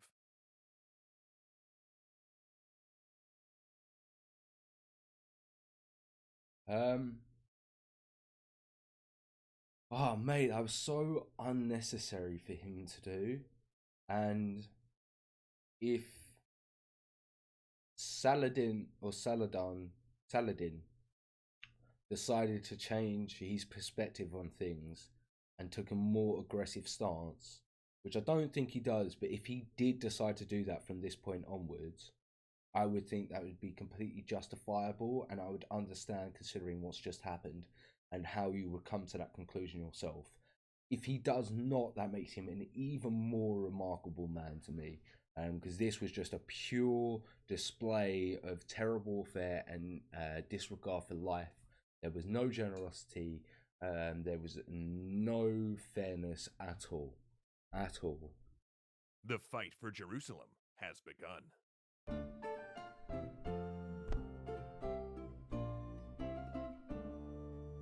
After the siege of Acre, Saladin's position was more precarious than ever. He had poured enormous amounts of both blood and treasure into its defense, and now, in addition to the humiliation of the loss, he had to shoulder the shame of being unable to save his captured men, his only recourse being to execute Crusader captives in retaliation. His army was exhausted and dispirited, crucial support from the sultans and caliphs were drying up, and his Egyptian... Yeah, so you got all the support while you're winning, but the moment you start losing, people are willing to jump ship and do what's best for themselves. You see that across Europe as well. It is said that after this, I saw crying until his beard became drenched and his prayer wet. He then said, after I asked him, why is he crying? How can I be happy when my brothers were killed? Yeah, it was super deep that all his soldiers got killed like that. Just shows that us Crusaders were just... The Crusaders were just terrible. Like, there was just no leniency for life at all. Fleet berthed in the harbor had been captured. Worse than all of that, during the siege of Acre, his Ayyubid power structure, the family members he'd placed in high positions, failed to deliver. Key relations had held back reinforcements and resources, looking after their own domains rather than aiding their sultan. Exactly. The truth was, Acre revealed the limitations and weaknesses of Saladin's leadership. True, he was a charismatic commander who was excellent at inspiring troops and rallying disparate camps behind a single message, and no one could doubt that his magnanimous generosity, spotting talented soldiers and administrators, then rewarding them handsomely to gain support, was politically astute. But more than anything, he was lucky. Really? I don't know. I don't necessarily say that. Nur ad-Din had died just as he and Saladin were about to come to blows. Oh, He I had see. neglected to leave a garrison at Jerusalem when he marched to Hattin, and Frederick Barbarossa drowned in a river. This luck tended to look a lot like I'd definitely say the Frederick drowning in river was luck. The other stuff maybe divine not so favor, much. supporting Saladin's claim to be God's instrument. But it was becoming increasingly clear that Saladin, despite his many talents, was not a great general. And with this series of losses, the flip side of his best qualities were coming out. His extreme generosity now looked foolish, having left the army financially vulnerable. His charisma and campaign of rallying support by sponsoring schools and preachers to carry his message now just looked a lot like dragging allies into a costly conflict. I With his see. luck seemingly deserting him, people Yeah, because things aren't going well, that he's just sort of getting desperate and doing what he can and just trying his best. began questioning whether God still favored him. So what did Saladin do? He turned to his best weapon, letters. He and his scribes drafted correspondence to all of his allies, emphasizing that if they did not send aid, Jerusalem might be lost. Despite Saladin's loss of face, the crisis of losing Acre and potentially Jerusalem re-galvanized his patrons in Baghdad and allies whose support had wavered. Yeah, they knew they needed to help in this situation. Which was good for him, because Richard was now in sole command of the crusade, and he was ready to move. After the Crusaders' victory at Acre, several nobles declared their part of the Third Crusade done and went home. This included Philip II of France, who, having seen the Count of Flanders die during the siege, decided to return in order to settle the succession. Richard to sort the succession out, he's just like, my opportunity has come. Deuces, I'm gonna go get my throne. was now the only king in the army, and able to minimize some of the political infighting. For instance, who would be king of Jerusalem? Conrad, who held Tyre, or Guy? Well, Guy was Richard's relative, so that kind of solved that. But more important was Richard's monopolization of military strategy. And unlike so he Saladin, got to take there was over no everything question now. of Richard's abilities as a general. Richard marched south, but not an ill-considered march like the one that had doomed the Christian army at Hattin. Rather, a steady, disciplined move along the coast, supported and supplied by a fleet of ships. Just shows you what the difference is when someone knows what they're doing, what can happen. As before, Saladin harried his force with archers, trying to slow them as he had at Hattin. But the difference was, Richard had planned for a slow, They were careful going march, slow. never stretching Didn't his force matter. out to make it vulnerable. So slowly they marched, with the heavily armored knights from Europe sometimes having 10 arrows sticking from their backs. And this Doesn't march matter. worried Saladin, because it was clear that Richard intended to take the city of Jaffa, one of the ports serving Jerusalem. And not only would this cut off Saladin's Palestinian territories from the sea, it meant Richard could then strike one of two targets, both vital to the Sultan.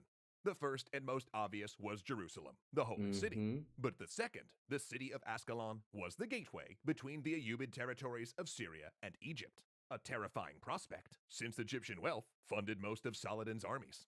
He so had to needed strike. that. Arsuf Wood, September 7th, 1191. Saladin's forces come out of the forest, banging kettle drums, blowing trumpets, and banging gongs. Almost entirely mounted, their light crossbowmen fire, then part for the cavalry. Light crossbowman is an interesting. Yeah, that's interesting. To On come horseback. through and unleash their own rain of arrows. Then, when gaps open in the Crusader line, they surge forward with swords and maces until they're beaten back. The Crusader vanguard has already reached Jaffa, and Saladin hopes to stretch the army out by goading units into a counterattack, then surrounding and destroying them. He They don't goes to the fall for it battle though, line right? personally, urging his troops on. But the Knights Hospitaller have had enough. Against orders, they unexpectedly charge Saladin's troops, catching many of his archers dismounted. And after a hesitation, the rest of the Crusader army follows in the attack. Oh, King Richard so it himself becomes is a seen full fighting in the becomes thick a of full combat. front. Or It's a rout. Saladin's army flees, deeply dishonored, and the Christians take Jaffa, and thus the sea. Saladin's response is scorched earth. Knowing he has to choose between the holy city and Ascalon, he makes the only real choice. He destroys Ascalon's defenses, as well as those of every fortress and captured Crusader castle. But Scorched Earth, once again, it's a last resort, but it works. between Jaffa and Goddamn, Jerusalem, does it work? Then he mounts an intelligence campaign, sending A wise decision by the King of France. Looking after legacy was more important, I think. Yeah, if he was the last of the line, then yeah, I would also agree with that. If he was the only one left of the line in the dynasty, then yeah, you've got to keep that going forward. spies into the Crusader camp and tasking Bedouin tribesmen with kidnapping and interrogating Crusader prisoners. And he also opened secret negotiations, because Richard once again wanted to talk, though this time it was a little different. So Saladin sent his most dependable brother, Al-Adil, to handle the diplomacy and the spying which went along with it. Al-Adil had been... Saladin once again showing that he's very intelligent. In fact, he's trying to get that information to use against Lionheart. And Saladin's partner in conquest for a long while, managing the wealth of Egypt so it could be funneled to military pursuits. But he was also a charming figure, an excellent sportsman and hunter, and an embodiment of the developing European idea of chivalry. Richard took a liking to him immediately, and with these... Nice. This is how I'm sort of going to find out how he was, how he got close with some of these other leaders, which would be really interesting. Negotiations. The Crusaders' image of Saladin as the son of Satan began to dissipate, replaced by the image of a fair and noble opponent. Moral of the story, get to know your neighbors before you decide to go to war with them. In fact, Richard took... Once again, completely fair. such a liking to Al-Adil that he proposed a secret plan to marry Al-Adil to his sister. Oh, you heard that right. Richard wanted to make Al-Adil his brother-in-law and install the couple as king and queen of Jerusalem. Once again, so that that's so smart. That's so smart. So what he's trying to do there is he's trying to build good relationship between the two, so that what he's then able to do is have a gateway onto the peninsula and to the Middle East for trade and everything else, so that there is still an ability for them to gain some kind of benefits from the region, and just sort of build that bridge together by making them family, so that they're a bit more loyal between each other. That was a really interesting take that he's trying to do there. Muslim troops would hold the city, and Christian troops the towns outside. Okay. Saladin seriously considered this, even though he knew it might have been a ploy to try to separate the brothers by appealing to greed. But then Richard insisted that Al-Adil would have to convert to Christianity, so it was a hard pass.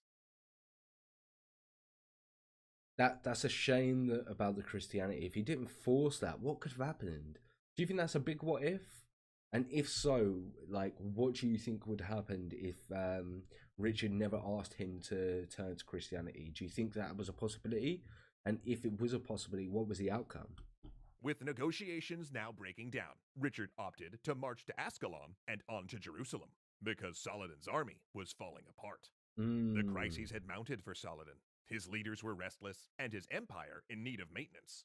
His method of stalling the crusade by keeping an army in the field, threatening their forces for years on end, had taken a major toll on all of his men. So, on December 12th, his commanders forced him to disband the army, and Saladin had to take what remained of his personal troops and fortify Jerusalem against the imminent attack. Just with that, the defenders were so dispirited, there was question whether any would stand. So he's got so little forces in this situation. I didn't realize that he also had a situation where he was outnumbered as well. Which being related would make Saladin regulated. So he would have had to gone to Europe, and you don't think that they would have wanted him to Europe? But he was going to be, but didn't you say that didn't they say he was going to be king of Jerusalem? So would he have really had to go to Europe? But it was a holy war. It would work if only politics were involved in a holy war. He needed complete victory. Yeah, DZ, you are correct as well. It was a holy war, wasn't it? So yeah, of course that was going to be an issue. considering it was Christianity versus Islam. So yeah, you're completely right. Richard, seeing victory within his reach, marched for Jerusalem. The peasants in his army, though beaten down by the unusually harsh winter weather and eaten by lice and camp disease, were still kind of in a religious ecstasy. Some had traveled and fought for years to achieve this goal. And they're finally seeing Jerusalem, so they're not going to stop, are they? And now, they were finally here, and they would take... Oh, no, Saladin would have been related to European monarchs. Yeah, that's fair, that's fair. The holy city from the hated Saladin. But after they took it, Richard couldn't help but wonder, what then? There would be a counterattack, and they might not be able to hold the city. Not to mention his supply lines were stretched too long for a siege if it came to that. Whew, particularly in winter. Again, once again, showing his foresight here. What happens when we take it? Are we going to be able to defend it? Is this whole thing pointless? Do we need to wait to make sure that when we actually take it, we can achieve our goals? Despite Saladin's defeats, he had slowed Richard just enough that attacking Jerusalem now was too dangerous. So 12 miles from Jerusalem, he ordered his army to go back to Ascalon for the winter. Now this was the right decision militarily, but it most assuredly broke the Crusaders' morale. Especially when it leaked that Richard had been secretly negotiating with Saladin, so dissent grew in the Crusader ranks. In 4 months, Saladin had lost most of the cities he'd won after Hattin, but he still held Jerusalem. He still kept it. And that's when it hit him. He didn't need to beat Richard. All he had to do was outlast him. And does he get to legendary outlast him? thanks to Ahmed Ziad, Gunnar Clovis, That is the Alicia real Bramble, question. Kyle Murgatroyd. That is the question. Yeah. What the European? You think the European or the other leaders of the Muslim world wouldn't have wanted him to be related to the European monarchs? Do you think that's why it would have been an issue if the brother had of, or do you think it was Saladin himself who didn't want to be related to the European monarchs?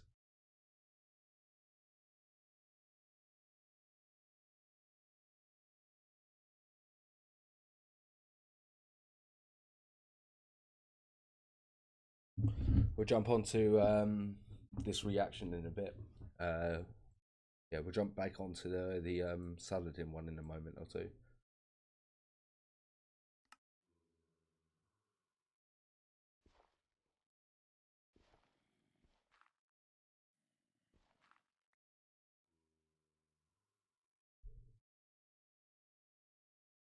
I think I'm just going to leave that running, see how it works. Oh, we still good? It's not lagging, is it? You think there would have been dissent in both camps? Yeah, I'd imagine it probably would have pissed people off from both sides of things. Actually, yeah, do you know what? You got a good point there. I didn't think about it. Obviously, Richard would be okay with it, but what about the other European monarchs and also the other Muslim leaders? Yeah, I think both camps wouldn't be happy now. I actually think about it and put a bit more thought process into it. Both, and I think Saladin knew it was a ploy for Crusaders to gain soft power in Jerusalem. Yeah, because it was definitely a ploy for him to be able to have that foothold within Jerusalem. So of course they didn't want that either. Alright, should we jump into this final one? Episode 5, Saladin and the Third Crusade. A crusade's end. Let's go. Jerusalem, July 3rd, 1192. It's one of the darkest nights of Saladin's life. Last winter, with his forces in disarray after the defeat at Arsuf, Saladin thought he'd lose Jerusalem. But Richard's army had turned back when they were within sights of the holy city, the English king worrying that the cold weather and his fragile supply lines would not withstand a siege. Now, Richard is back, only 12 miles away, and the Sultan knows he cannot defend Jerusalem. Days ago, his emirs had pledged loyalty to his face, but he's heard that in private, they're discussing whether to abandon him, and tensions between his Turkish and Kurdish contingents are heading towards violence. So he spends a night walking in the city, accompanied by his biographer, and he prays one more time at the Al-Aqsa Mosque, tears falling onto his... So he's literally got his biographer with him the whole time. ...his prayer rug. And the next morning, Saladin announces that they will abandon the holy city. He knew he had to give it up. In July of 1192, it looked all but sure that Saladin would lose Jerusalem, even though he'd done all he could to keep it. After Richard and his army had turned back from their winter attack in 1191, Saladin then changed tactics.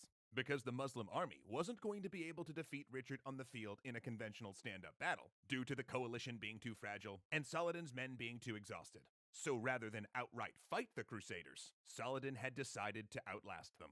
Richard was operating far from home, and though he insisted that he would not return until he'd retaken Jerusalem, Saladin knew that was easier said than done. In fact, he knew that all too well. The Ayyubid Empire had deteriorated during his years managing the jihad, and compared to Richard, he was practically next door to his home territories. Plus, everyone knew Philip, and his empire was still crumbling. Philip II of France was interested in acquiring the Lionheart's French possessions, meaning Richard was always nervously glancing back towards Europe, wondering if those lands that he held were going to be put under threat. So of course he was worried. So in the spring of 1192, Saladin stuck it out, attacking the Crusader supply lines and using diplomacy to exploit fractures in the Crusaders' leadership. For instance, he entered in secret negotiations with Conrad, the man holding Tyre, who was in a dispute with Guy de Lusignan over the throne of Jerusalem. That was such a bizarre knot of kidnapping and murder. We're actually going to do a whole postscript episode on it all next week, and it's gonna be a doozy. But for now, all you need to know is that Saladin did his best to exploit those divisions and keep Richard occupied. For the record, Richard eventually just put his nephew on the throne anyway, before making his second attempt at capturing Jerusalem. So on the eve of the attack, Richard's coalition already had some fault lines, and that was before he got the reports that his brother Prince John was secretly plotting to take over the throne of England. Oh, how frustrating. How frustrating. I'm trying to deal with this and I've got that going on. Like, for fuck's sake. And it's my brother. F you. F you. Before he got the report attack, his brother Prince John was secretly plotting to take over the throne of England. Yeah, he needed to wrap things up quickly and return home. Yeah, which brings us right back to where we started off. Saladin despondent, convinced he's about to lose Jerusalem. Yet that's when Richard made the mistake that doomed his second expedition. Now, we talked a lot last episode about how Richard was a better general than Saladin. But Saladin, you see, he was the better leader. After Hattin, when Saladin had to choose between seizing the strategically important Tyre or the religiously important Jerusalem, he chose Jerusalem because he knew that if he turned away from the holy city, his troops would consider it a betrayal. Also, if you're defending Jerusalem, you're defending the holy city, so you've got more morale, more likely chance that your people are going to stay and fight, right? But Richard, ever the good soldier, concluded that it made better military sense for this new attack to be directed toward Egypt. He would strike Saladin's most profitable province, and then force the Sultan to hand over Jerusalem via negotiation. I mean, on paper, it looks like it's going to work, but I don't think that would. I don't think they're going to hand over Jerusalem, right? Great on paper. The only problem was, Richard forgot he was fighting a crusade, not a war. His announcement that they would, for a second time, turn back from Jerusalem fatally damaged morale. Worse, he let the army get within sight of Jerusalem before changing the target to Egypt. His war council split into factions, both nobles and common people who'd endured years of travel, hardship, and personal suffering in order to take Jerusalem, insisted on making the attack. Richard, believing it wasn't feasible and worrying for his reputation if they lost, threatened to resign as leader. So the crusade fractured, its leaders unable to agree on a strategy, and withdrew to Ascalon. Saladin, seeing this, and thanking God for the return of his incredible luck. Now that is lucky. But is it luck? I don't think it is luck. It's not luck. Like, maybe Richard shouldn't have brought him there in the first place. He's just made a mistake. Decided to strike back at Jaffa. Saladin's forces hit the city in late July, hoping to overwhelm it and strand Richard in Ascalon. They took the outer defenses quickly, but then Saladin lost control of them.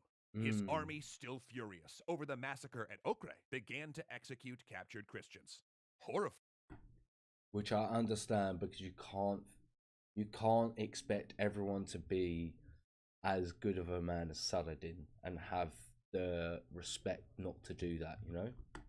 Saladin managed to evacuate some of the defeated Christians into the city's citadel, which still held out before reimposing discipline.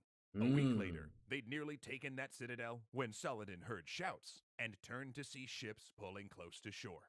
A strike force of knights jumped into the shadows.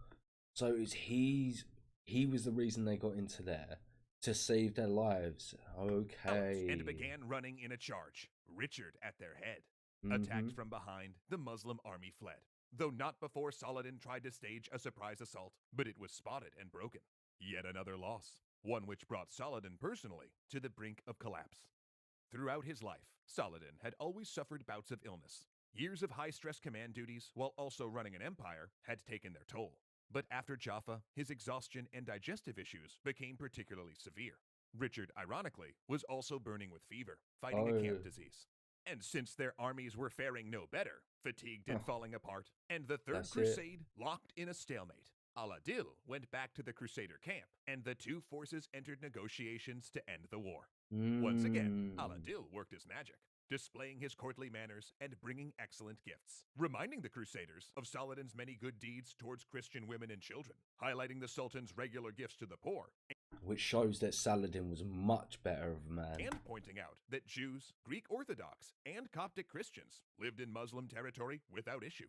In fact, under Saladin, Coptic Christians had been invited back to Jerusalem. They'd been expelled by the Crusaders. And through Al-Adil, the Western view of Saladin began to permanently shift. During previous talks, Richard had come to like Saladin, considering him honorable and chivalrous. But now increasingly, the Crusaders respected his governance and generosity, and would bring stories of this image back to Europe. Likewise, Saladin's camp took a liking to Richard, especially since the king personally cultivated relationships with Saladin's emirs in hopes of undermining the Sultan's power base. He even offered to knight some of them.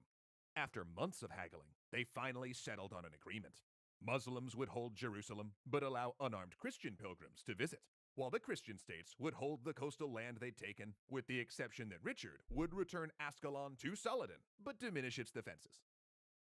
So they did actually pretty much go for the original plan, but just slightly modified. And there would be peace between Saladin and the Crusader states for 3 years.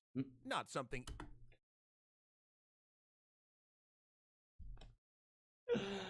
Is 3 years even worth mentioning? Is 3 years even worth mentioning? Like, that was, yeah, there's no point in mentioning that, Either side considered a total win. In fact, both were disappointed, but not a total loss either. And with that, Richard got on a boat and sailed back to Europe. Saladin had indeed outlasted him. Then, Saladin made celebratory tours of forts, exercising his characteristic generosity by giving away the gifts Richard had given him, even though he'd lost most. There you go. Literally gave away all the gifts that were given to him to his people. That shows you what type of man Saladin was. Of what he'd gained after Hattin, and had failed to destroy the Crusader states, he was still greeted in Damascus as a hero. Throngs of people came into the street, cheering for the champion of Islam. Happy he could finally turn to domestic and economic matters, Saladin talked about finally making the Hajj to Mecca. But the Sultan's closest advisors were worried. Even as he celebrated, they noticed his chronic fatigue and migraine headaches, becoming more and more forgetful. His health was just worsening.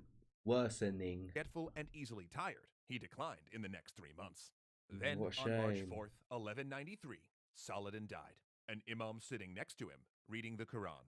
And when his family went to pay his funeral expenses, they found in his personal treasury only 1 gold coin and 36 silver dinars.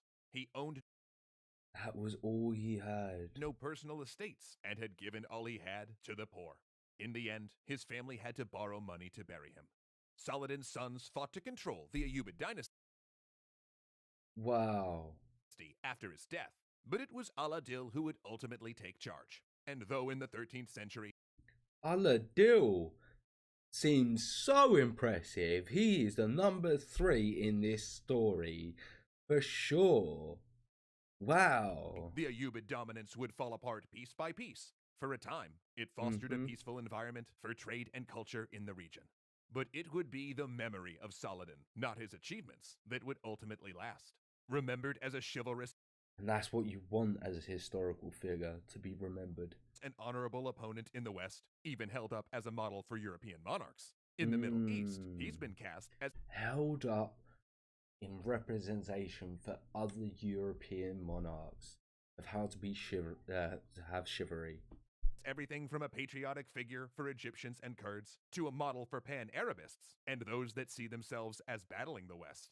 Yet neither of those images are what we see when we look at the real Saladin. We see a complicated man who could be Very both merciful complicated. and ruthless. An inspirational leader. The only time he was ruthless was when he had to be. And sometimes in being a leader and being in charge of something, you have to be ruthless.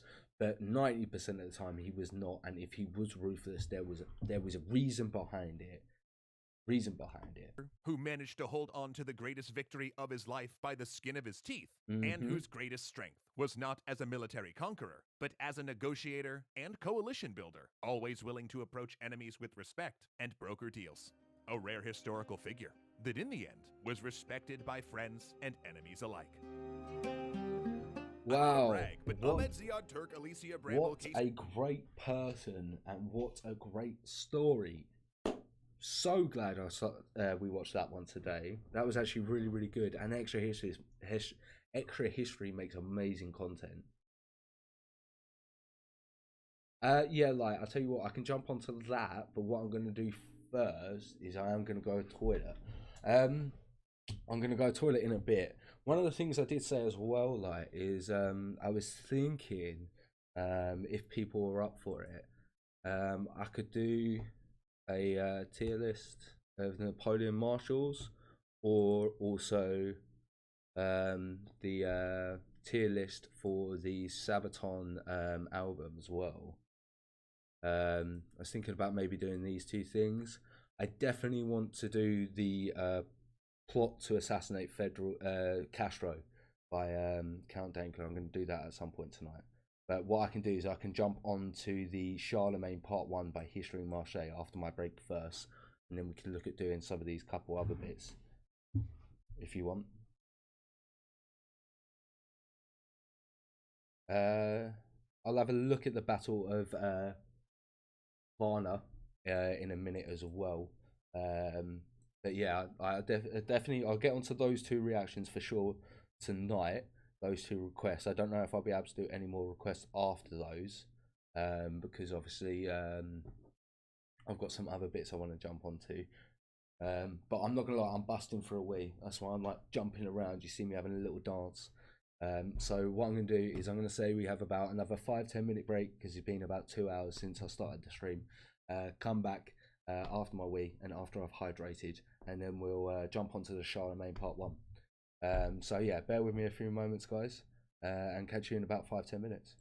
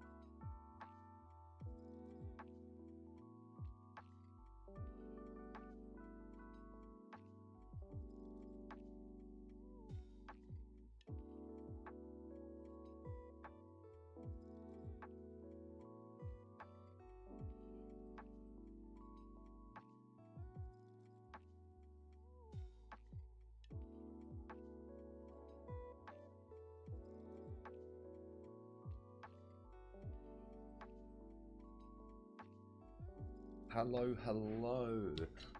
Yeah, I can also react to the Hatton instead of the Varan video for you.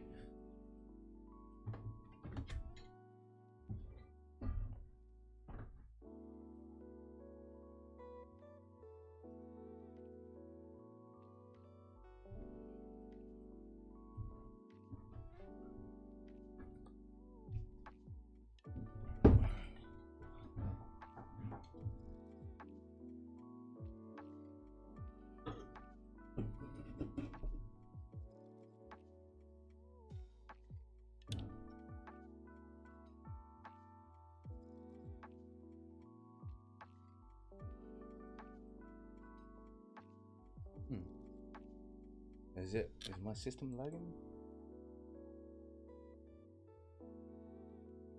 Good.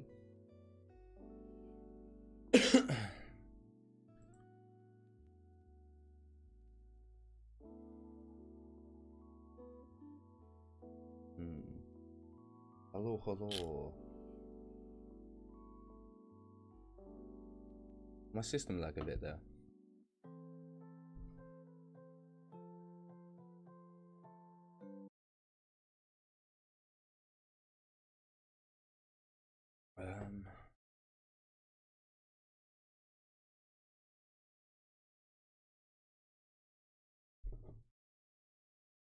So Charlemagne Part 1 by History Marche,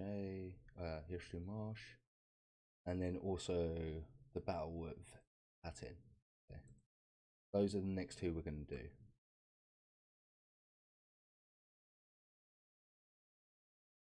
I'm just trying to get them up.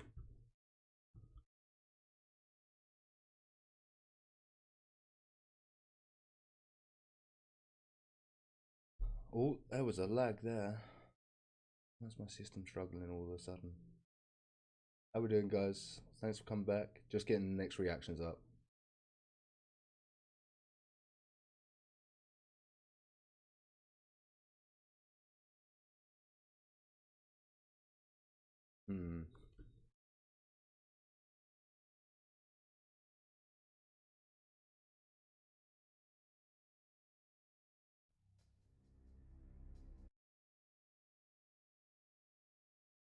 Like, you in here before I start your reaction?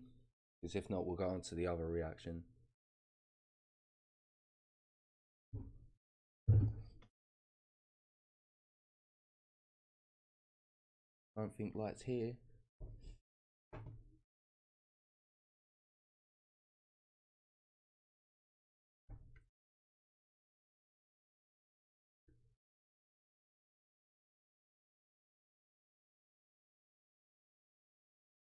Who we got here? So I know whose reaction to do. First one replies, first reaction.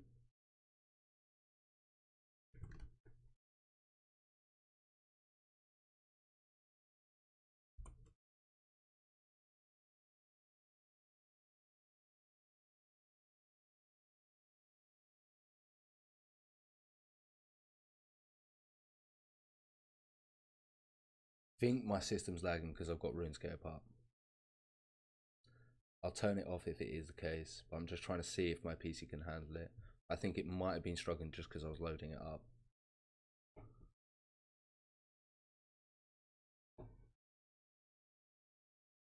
Alright, yeah, looks like we'll do the battle with Hitan. Sorry, 2 seconds, guys. I'll get better at this streaming thing one day, I swear.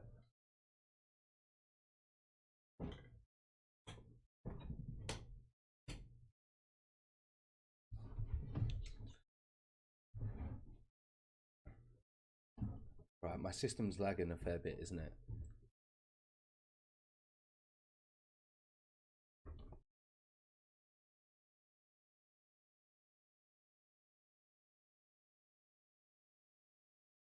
How badly is it lagging?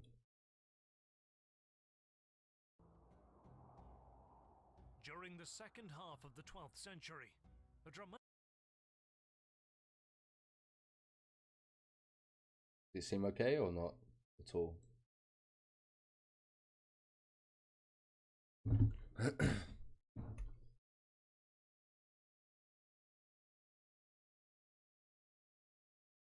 seem to be struggling.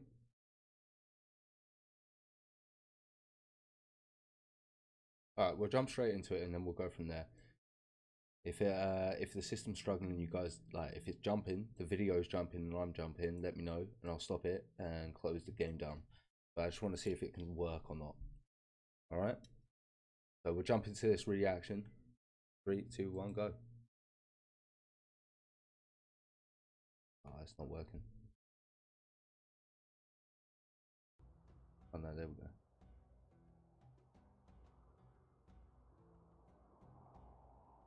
During the second half of the 12th century, a dramatic Muslim revival reaches its zenith under the command of Salah ad-Din Yusuf ibn Ayyub, a courageous and brilliant leader, known to contemporary Muslims as Al-Nasir, the victorious, and to Europeans as Saladin. He seeks nothing less than to unite all Muslims between the Euphrates and the Nile against a common enemy. Which is something we noticed throughout the whole series we just watched.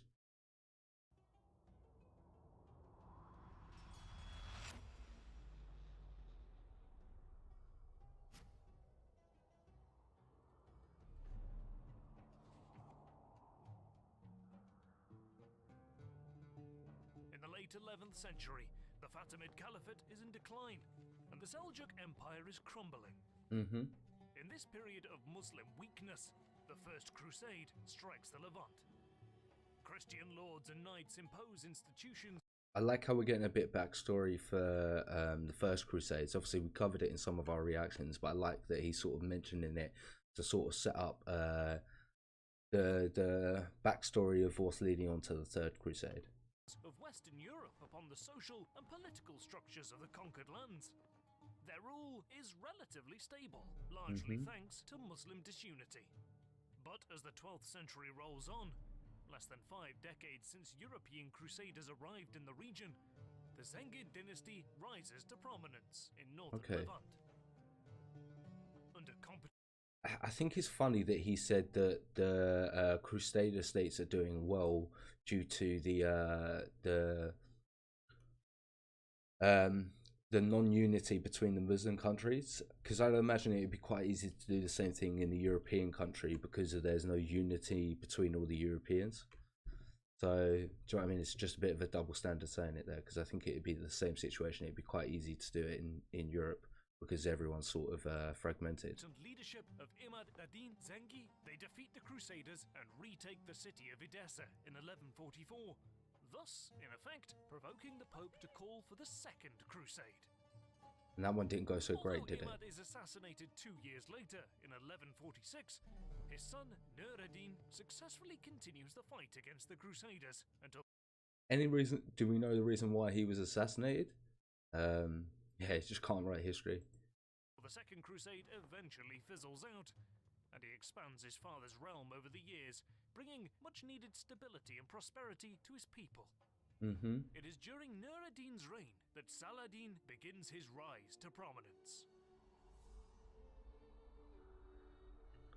So this is when we start sort of seeing his story start developing then. Born in 1137 in Tikrit, in modern-day Iraq, Saladin spends his formative years in Damascus. From a young age, he is educated in Greek philosophy, mathematics, poetry, astronomy, law, and above all, he becomes an ardent student of the Quran and theology. So he's very well educated, which once again, very interesting. It's interesting to see, because they were so close to Greek dominance during that period of time, that it's still sort of for Salafi was still taught to other religions and stuff like that as well. That's really interesting to me, to sort of get the ability of their culture and other cultures, you know. Yeah, but the Crusades rallied every time there was an external threat, unlike the Muslims during the... Yeah, they did rally, but it was all for personal greed. It wasn't actually for one real reason. Maybe once or twice it was for a real reason, but I'd say a lot of the time it was for internal greed. More than anything, that's the reason why they went in the First Crusade. I'm not so sure about the others because we haven't covered them as much yet. Yeah. His upbringing is helped by members of his family, who served as skillful diplomats and administrators, first in the Seljuk Empire, and later for the Zengid dynasty. Once again, so he's getting that experience of just being around diplomats and being around courts and how to operate within those sort of situations through his family. Growing up, Saladin's uncle Shikur and Nur ad-Din become his biggest role models. Oh, They okay. instilled in him the principles of chivalry, piety, nobility, justice, humility, generosity, brotherhood, mercy, and forgiveness, all of which would come to define Saladin's life and legacy. Ooh, that's really cool. Okay, thank you for just suggesting this video. I'm enjoying finding out a bit more about him himself and a bit more about his prehistory. Yeah, this is really enjoyable. A lot more in depth. Yeah, and I'm enjoying sort of staying on the same little subject for a little bit. He joins the military at the age of 14 and is ably trained by his uncle Shikur, a military commander in the Zengid army. A quick learner, Saladin soon impresses his mentor. His Nice. performance That's what you in want. early battles enables him to take on leading responsibilities in military campaigns, and over the years, he distinguishes himself through his bravery, military leadership, sharp intellect, and loyalty to his leaders. Very nice. Sharp intellect, his bravery, loyalty is what you really need as well. That loyalty is a big thing. Saladin's star And once again, it sort of shows in the other video, we've got a lot of that, and it sort of shows it here where it sort of come from, which is really interesting. I'd also like to know about his two role models as well, and why they were sort of, I know there were a few reasons why they gave us why they were his role models, but I really want to know sort of a bit more about them. The Muslims were the reason the majority of Greek classics work survived. Yes, I know that, and I think that is really good. The Muslims sort of predict as much information as they could, and yeah, they helped progress a lot of information around the world as well. They and the Byzantine Empire, Eastern Roman Empire. Oh, that's fair as well. Oh, that's fair. truly begins to rise in the 1160s when Nur ad-Din intervenes in the affairs of the weakening Fatimid Caliphate, aiming Okay. to forestall Amalric's quest to expand the Kingdom of Jerusalem into Egypt. Recognized as a competent, trustworthy, and ambitious leader, in 1164, Saladin is sent to Egypt as part of the command structure of a Zengid army, Oh, nice. We're about to get the backstory of how he got Egypt properly then, commanded by his hopefully. uncle Shikur. He becomes an integral part of several campaigns over the years, and his uncle's second in command. By early Oh, 1160, so he's got some promotion there. He's become his uncle's second command. He's getting battlefield knowledge. Very nice. the army of Amalric I, king of Jerusalem, is finally expelled from Egypt. Saladin's uncle Shikur is named vizier of the Fatimid Caliph Al-Adid, which gives Nur ad-Din de facto control over Nice. Egypt. But just 1 month later, in March 1169, Shikur suddenly dies after a short illness. This is how he gets Without his right-hand power. man, Nur ad-Din's influence in Egypt is threatened. Al-Adid senses an opportunity to strengthen his own position and quickly appoints Salah ad-Din without waiting for a decision from Damascus, thinking that a young vizier with no political power in Egypt Isn't going gonna to do much. What a fool and what a mistake he has made. He's not going to be easy control at all, is he?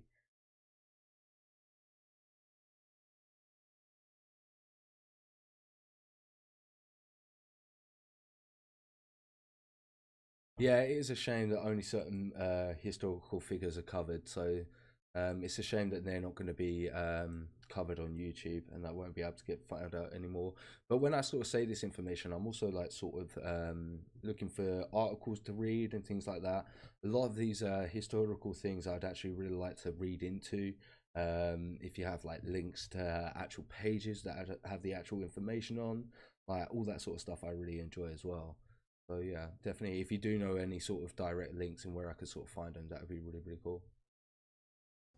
However, the 31-year-old Saladin proves to be more than what Al-Adid has bargained for. The young vizier takes advantage of the Fatimid political system And through clever tactics, he gradually installs his close family members in key government and military positions. And like I said in the extra history version, of course you're going to put your family in there, but it's quite interesting how this one says he gradually installs his close family. He didn't immediately doing it. So obviously in this, it's showing that he's subvertedly taking power and undermining people, which it wasn't sort of covered in the last one. So I'm really liking that. Which enables him to consolidate his power enough to overthrow and dissolve the Fatimid Shia Caliphate just 2 years later in 1171, Okay, thus founding the Ayyubid dynasty. that's how he done it. Saladin can now concentrate on Very smart, like way of getting power. strengthening Egypt as a bastion of Sunni Muslim power, with himself as governor in the name of Nur ad-Din. He revitalizes the economy, establishes civic institutions, and greatly improves education by building a law college in Alexandria and a vast number of schools all over Egypt, giving school administrators and teachers good salaries, which attracts many scholars from across Asia and Europe, turning Egypt into an intellectual powerhouse of the 12th century. Once again, it shows what type of man he is, and I think that's really, really good. I think anyone who's trying to better the education and better the life for their people understands that the better the lives for them, the more likely they're going to be able to better your state and better your economy. Sorry, 2 seconds. Better funded troops, better educated troops are just better troops. Better educated citizens are just more likely to get you more finance and better economy. So of course those are things you're going to want to do, and it's really, really good that he prioritized those types of things. I'm just going to mute myself properly for 2 seconds because I've got a really bad cough.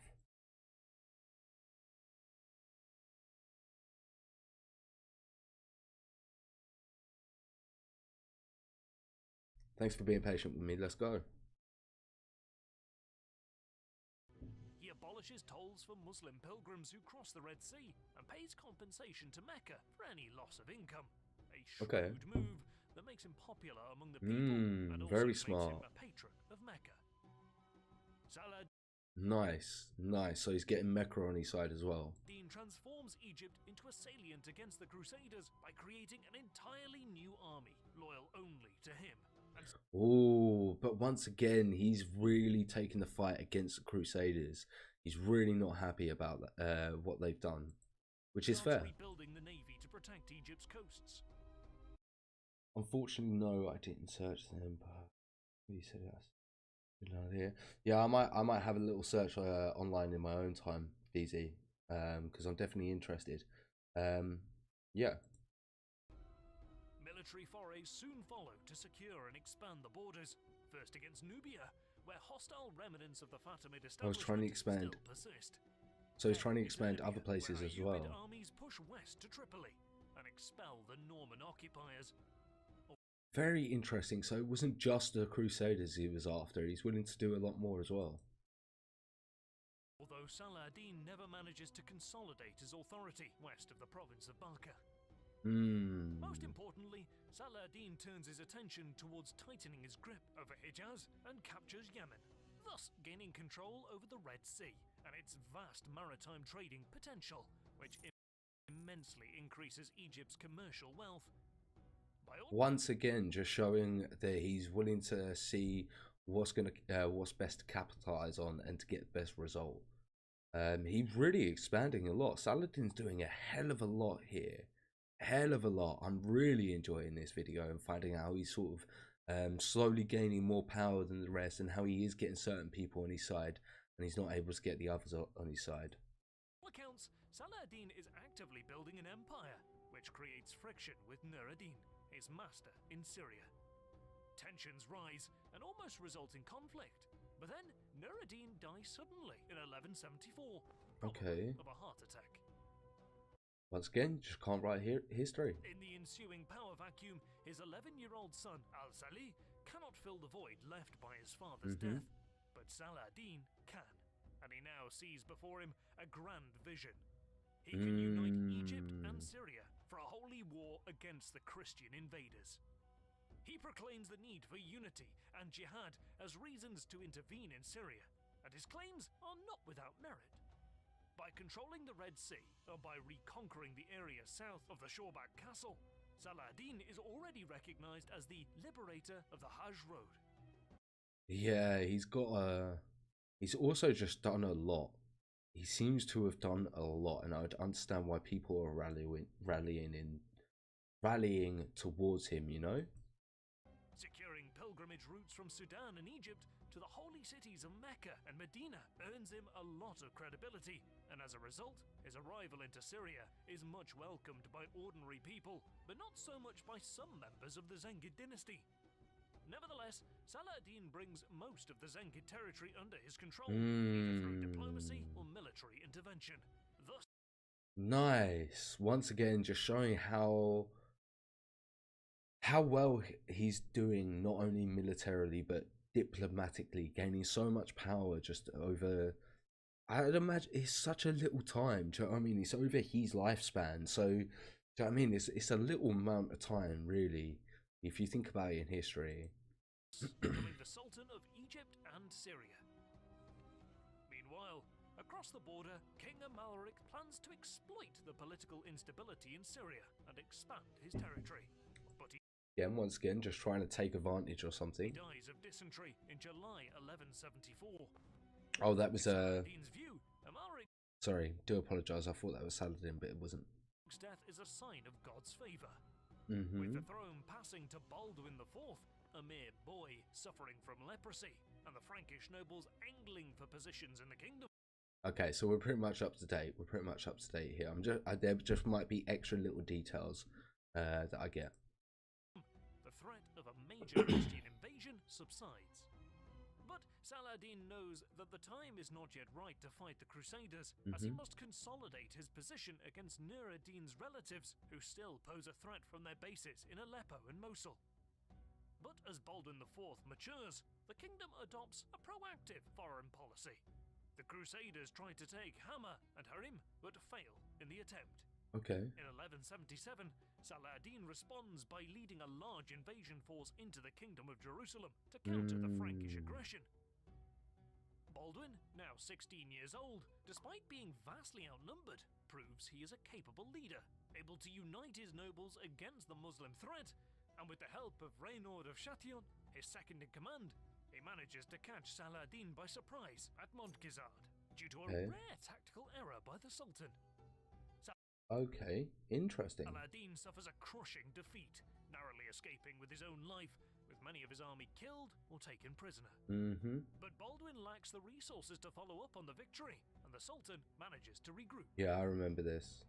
In April 1179, Saladin strikes back and decisively defeats Baldwin in the Golan region, nearly capturing the king. Another Christian army is defeated in June of the same year, and just 2 months later, an important Templar fortress situated on the pilgrimage route is destroyed. Just weakening the In 1180, defenses. Saladin and Baldwin agree a 2-year truce. But even before the ink is dry, I was about to say there is no way that truce was going to last. And again, once again, a true 2-year truce is just trying to appease people. That's all they're trying to do, right? Trying to appease people around them and go, oh yeah, we're trying to be peaceful. it is clear that the mighty fortress of Karak will become the next flashpoint. Virtually impenetrable, atop a steep hill, with its 80-meter entrance tunnel and walls thick enough to withstand the battering of siege weapons, Karak is the home of Reynaud of Chatillon. His fortress sits on the key road between Damascus and Mecca, and from there, the Baron is able to tax, raid, and rob the passing camel caravans of traders and pilgrims. So of course it's going to be of high value. I understand why they want to go for that. Makes complete sense.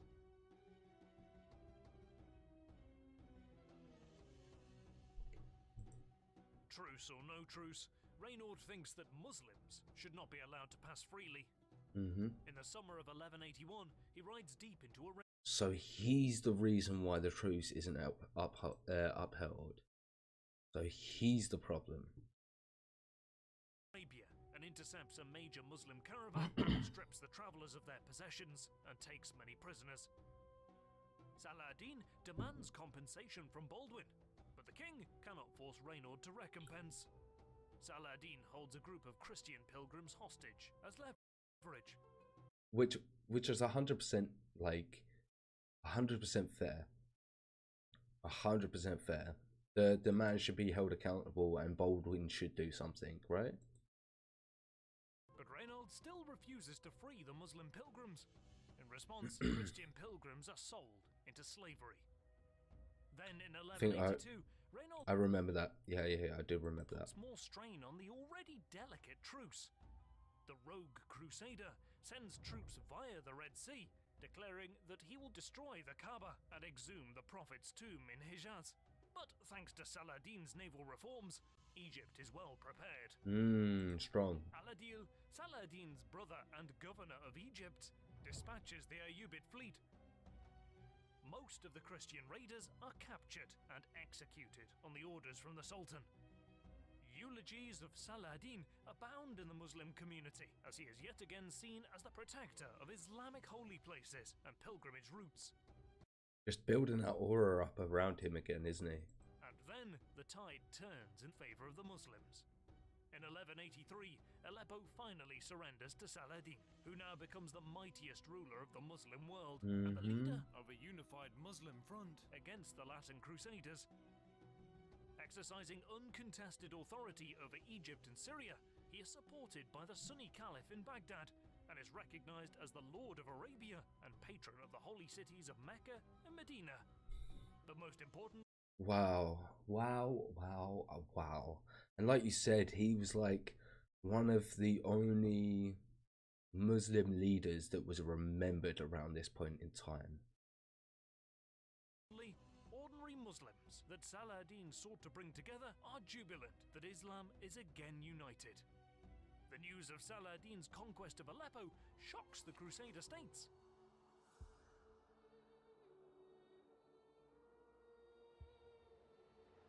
Saladin can now direct his... Sorry, so I got the first bit of that.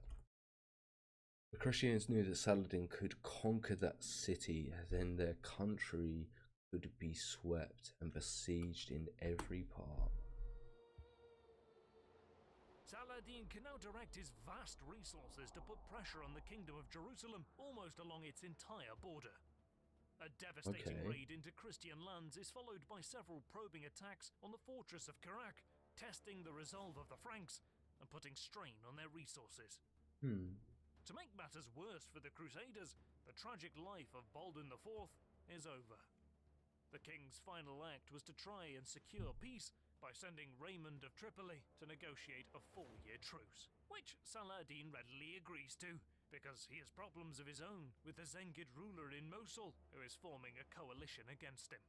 Okay. But the leper king's successor, Baldwin V, is a sickly child, and he dies just a year later, triggering a succession crisis. After Which we covered last time. Turmoil, the throne passes on to Baldwin IV's Sisters, and then she marries... Guy of Lusignan as king of Jerusalem. But the new king is not able to control his vassal nobles. Then comes troubling news from the south.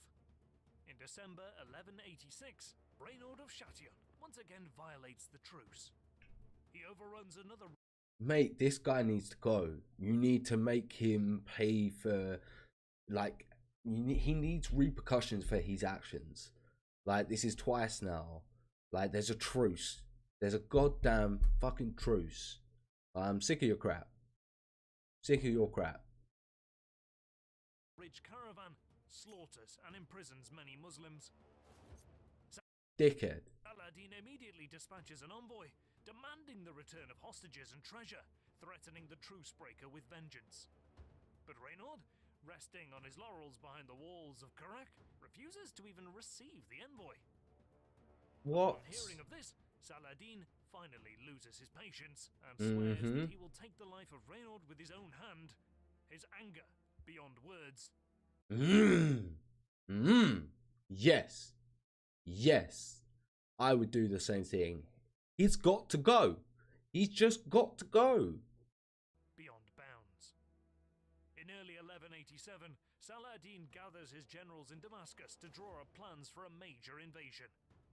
Messengers gallop to all corners of the state, urging Okay. action, vengeance, a war of liberation and annihilation. The words jihad and Jerusalem are on the lips of all Muslims who answer Saladin's call. Once again, it's understandable if these atrocities just keep being like taken, like you would do whatever you wanted. Like if it was happening to you, you would also do the same thing to the opposition. Do you know what I mean? Just you would dehumanize them so that you could just make them the enemy, so that it was easier to go against them. And especially if they're doing things to justify that reason, it's even easier, isn't it? At the end of the day. Saladin leaves garrisons along the border to protect the northern flank and begins raiding Christian lands. During one of the raids, a chance encounter between a Muslim cavalry advance guard and a Christian contingent of 130 knights, 400 catapults and infantry at the springs of Cresson ends in disaster for the Templars and Hospitaliers. Heads of knights on lances and prisoners chained to horses are paraded in front of Tiberius. The calamity at the springs of Cresson is a wake-up call for the Christians, who quickly mend old rivalries and unite in the face of the conflict that is coming. We covered this one, right? This bit? On June 26th, 1187, yeah, 100%. Saladin that is a problem.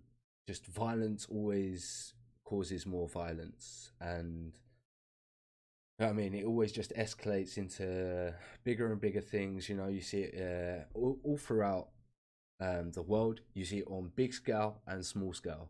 Do you know what I mean? But it's just a repetitive cycle. It was a very good point to sort of bring up that it just gets escalated. You see it in street life. You see it in country, like country politics. You just see it throughout the whole entire world. Community-based. Political base, you know, just in general, all of these things that cause violence then cause more violence, cause the opposition to get just as angry and justified for what they do next, and it's just a repetitive cycle, endless cycle. And I don't know if we would ever. It'd be such a struggle to break that cycle. It'd be too difficult. We don't know. We're not advanced enough as a society to do that yet. Yeah, but we're definitely trying. Groups his troops and marches towards the River Jordan.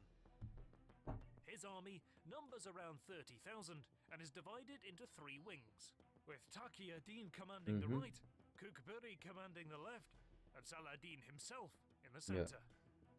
On June 27th, the army reaches the River Jordan and makes camp in a marshy area near Lake Tiberias.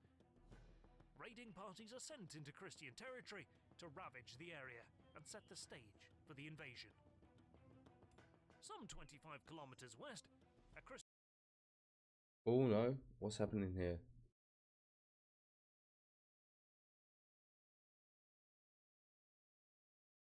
Why is my PC struggling? Been working pretty okay all day, right? Christian army, some 20,000 strong. Oh, we're back. Sorry guys. Am I lagging now? Is my PC struggling? It looks like it's struggling. Yeah, there's a delay in there.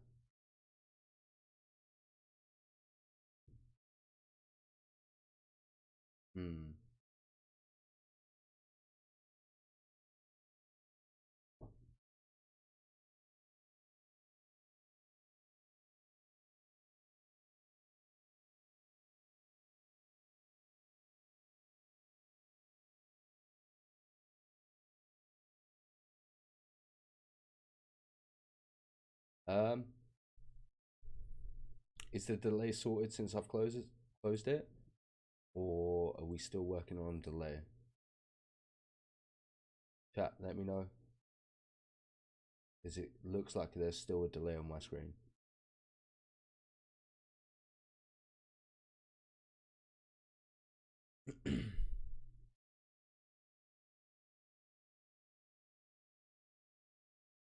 We still delayed? Yeah, I'm delayed.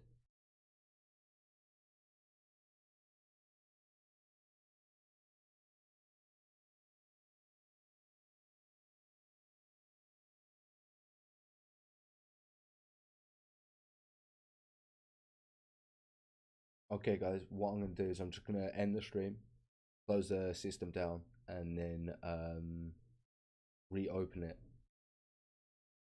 Literally take me 3-4 minutes. Okay. Let me know if you heard it. Let me know if you understand. Or it looks like it might have sorted itself now, right? Did it fix itself? Or is there still a delay?